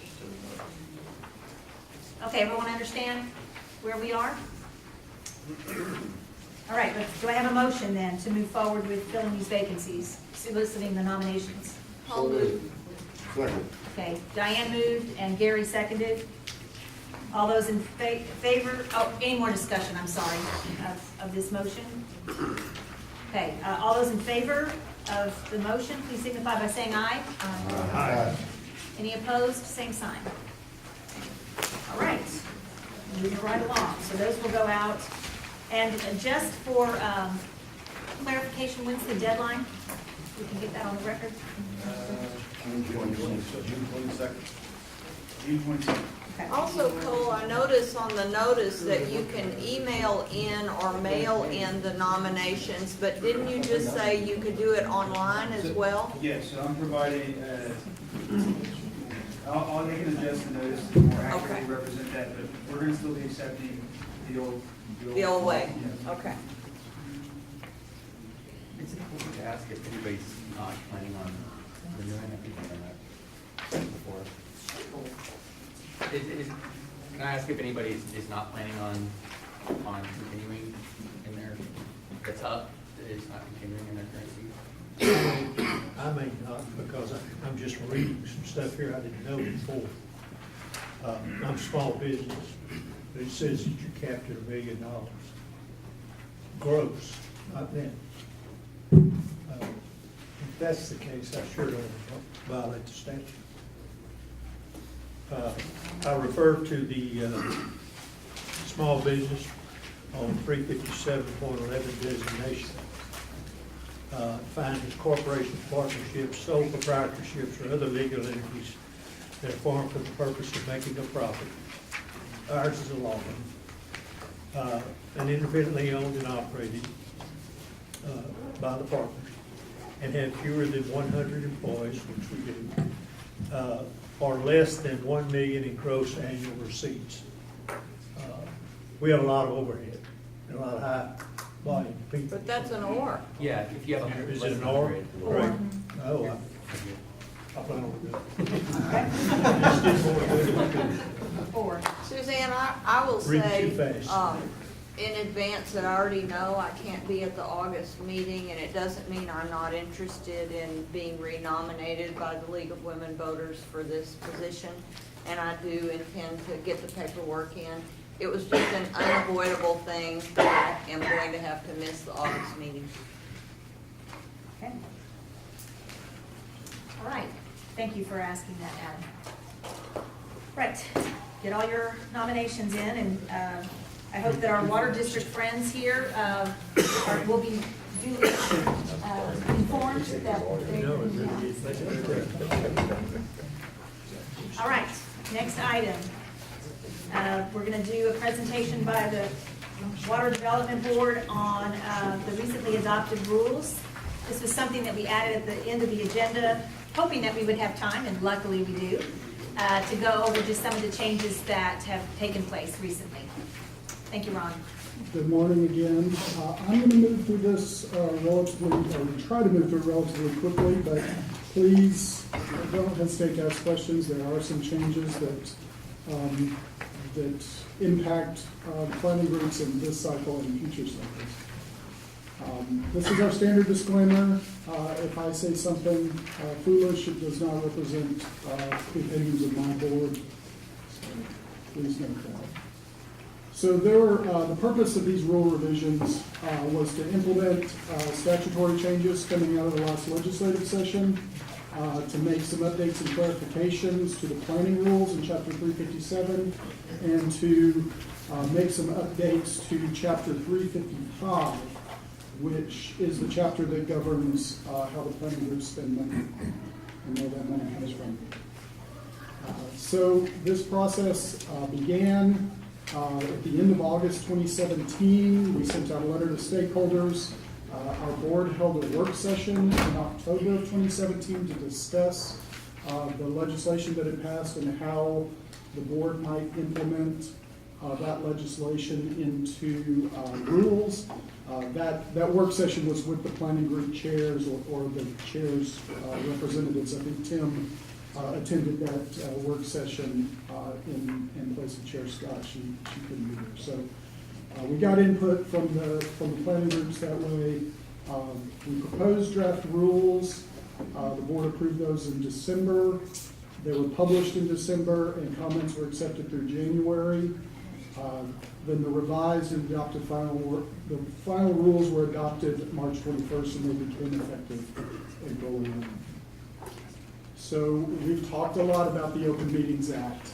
The changes in the rules are that they essentially reflect what the statutory changes were. That the planning group and any committee or subcommittee are subject to the Open Meetings Act and the Public Information Act, and we assigned notice requirements for those. So any committee or subcommittee is subject to just the basic notice requirements of 72 hours, and just the 357-21A established that they're subject, and 21B made the committees and subcommittees subject to 72 hours.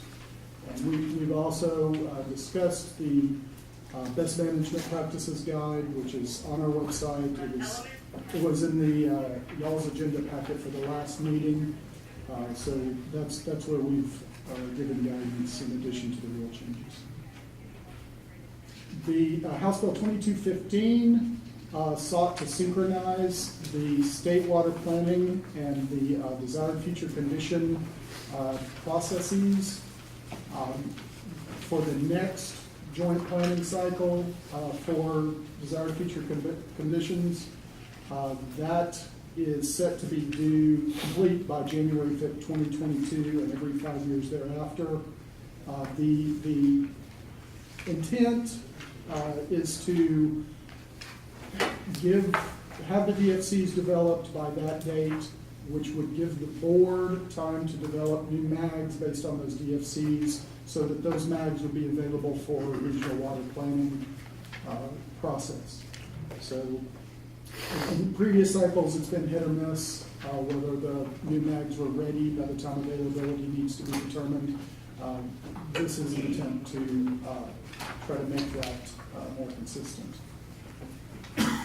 Senate Bill 1511 had a number of changes to regional water planning. The first I'm going to discuss is excluding infeasible water management strategies. This is a new concept to regional water planning, and it does not take effect until the next planning cycle. So the statute defines what an infeasible water management strategy is. It's a strategy or a project that the project sponsor has not taken any action or made expenditures necessary to move that project forward, that is consistent with the completion or implementation of the strategy or project by the time it's scheduled to come online.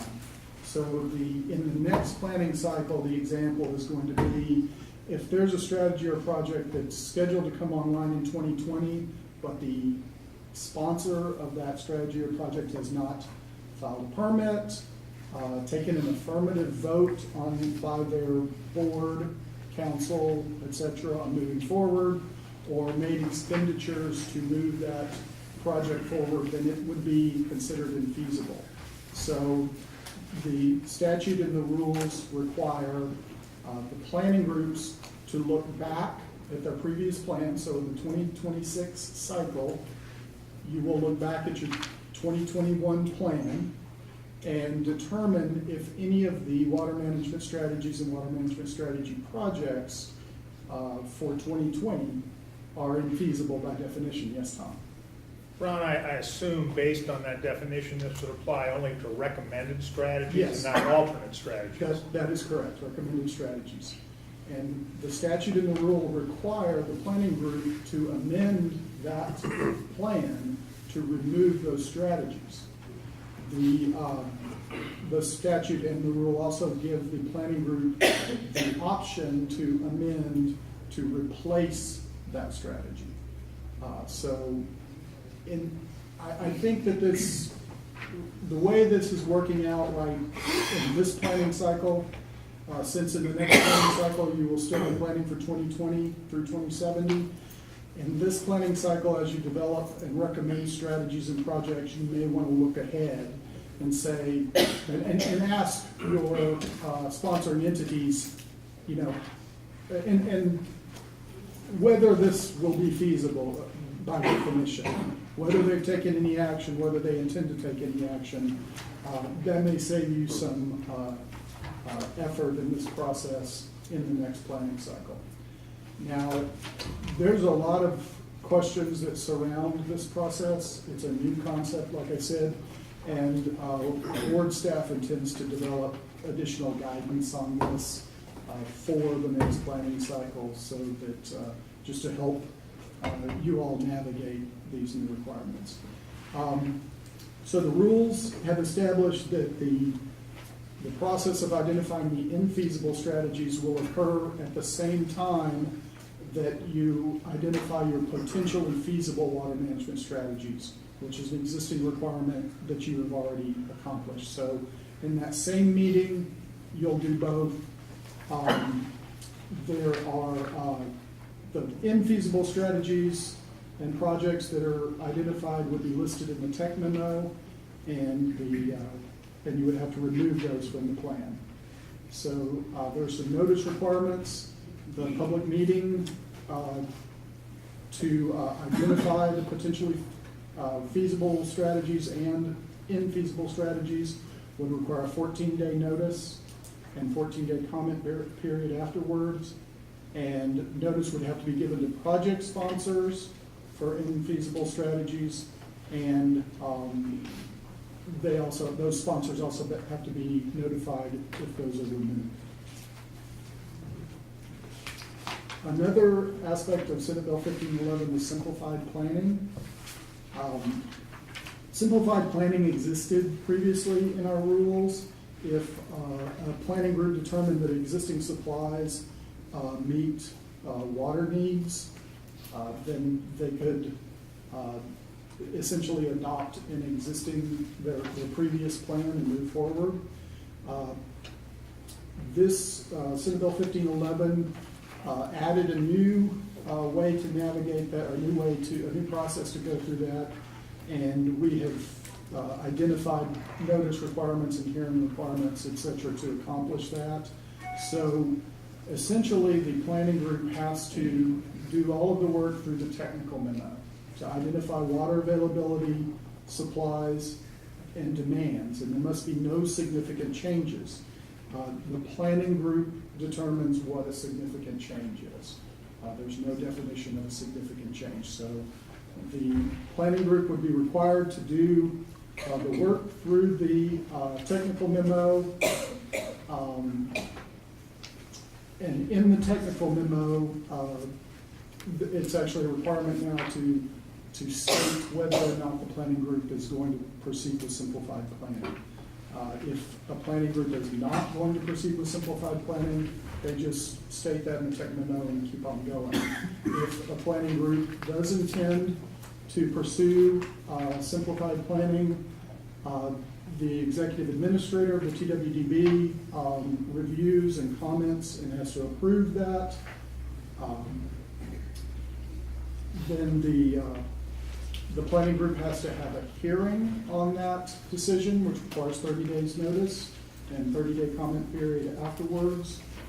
And then they have to consider public comments and at a regular subsequent meeting finalize their declaration to pursue simplified planning. As part of this whole process, the tech memo is now in our rules and more defined. And that technical memo meeting, which will be your August meeting, does require 14-day notice and 14-day comment period afterward. Any questions on simplified planning?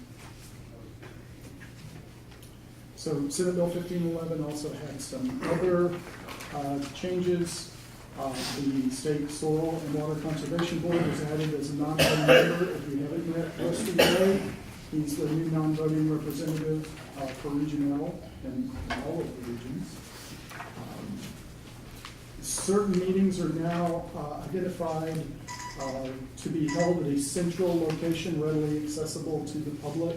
So that phrase was inserted in a number of different places in the statute, and that is now reflected in our rules. And 35745 now requires planning groups to collect information regarding impediments to implementation of strategies and projects. And in that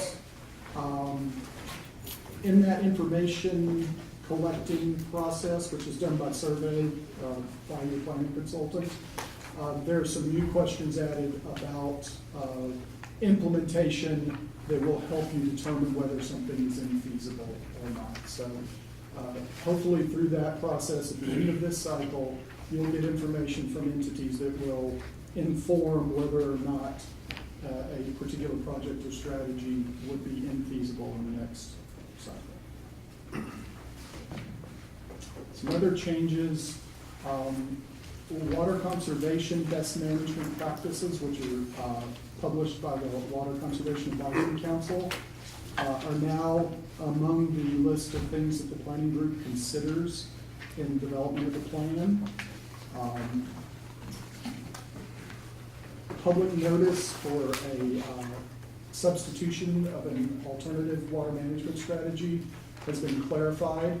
This came out of the process that you all went through to substitute an alternative strategy. When we started reading our rules, we said this isn't very clear. So we kind of rephrased that so that it hopefully it's a little more clear in the future. So 35744, the required financing assessment now specifies that state financing is included. And draft population and water demand projection would, at your February meeting, y'all considered changes to your draft population and demand projections. We've just now clarified what the notice requirement for that meeting is. It had not been mentioned specifically in our rules before.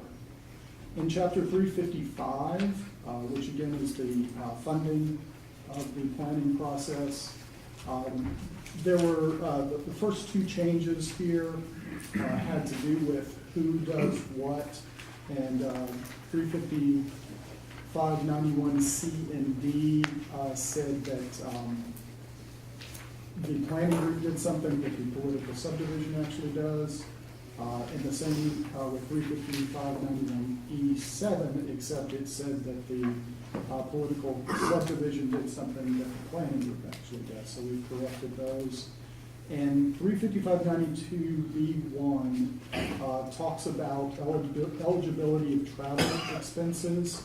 It used to specify that that was only available to planning group members whose entities didn't reimburse such expenses. It's been broadened now. In some regions, there are political subdivision staff that may need to apply for a reimbursement. And because the meeting is not in the same city as that staff works, they have to travel for those meetings. And so with planning group and executive administrative approval, they're now able to apply for reimbursement for that travel. That's all the changes. Are there any questions? All right, thank you very much. Any questions? That was riveting.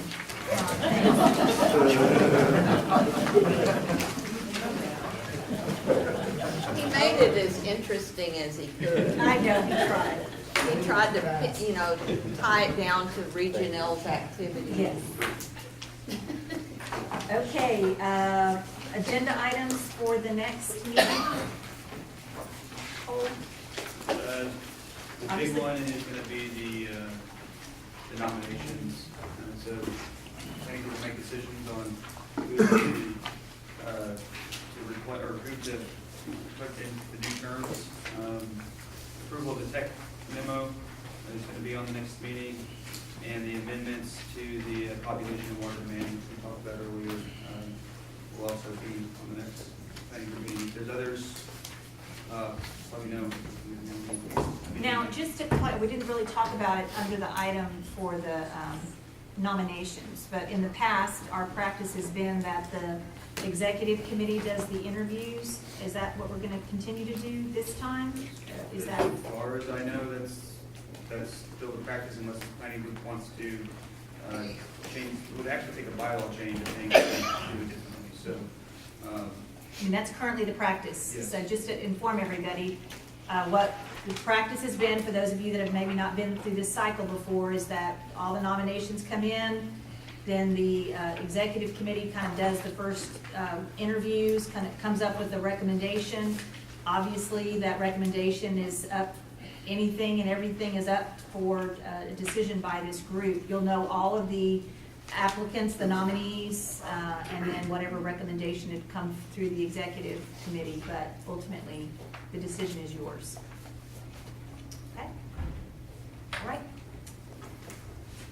With that, any other public comment? I do officially have a written comment that has been submitted by Rachel. Yes. Yes. So we'll put this in the record for today. Thank you, Rachel. Any other comments from anyone else? Yes. Brian took the liberty of getting a cake to signify Regional Water Planning's 20th anniversary this year. So he's walking in the door. So We thought we would go a little longer, but y'all were so efficient with our time today that we were able to get out before lunch. So please please stay around and get a piece of cake, because I know Brian went to a lot. Maybe we should sing him happy birthday. Or us happy birthday for surviving. Yes, sir. I did have one comment. It's just been sticking in my mind from the earlier conversation on the major water providers. We talked about adding the population, and we decided not to. The last comment you made about some of those water providers that may have a large population but are getting water from somebody else, so the demand numbers are down. But when I was reading back through the definition, it said that delivering significant quantities of water are responsible for developing. And I heard someone say earlier that the intent of that group was to see who might be, to be able to categorize who might be responsible for those types of projects that would fit in those categories.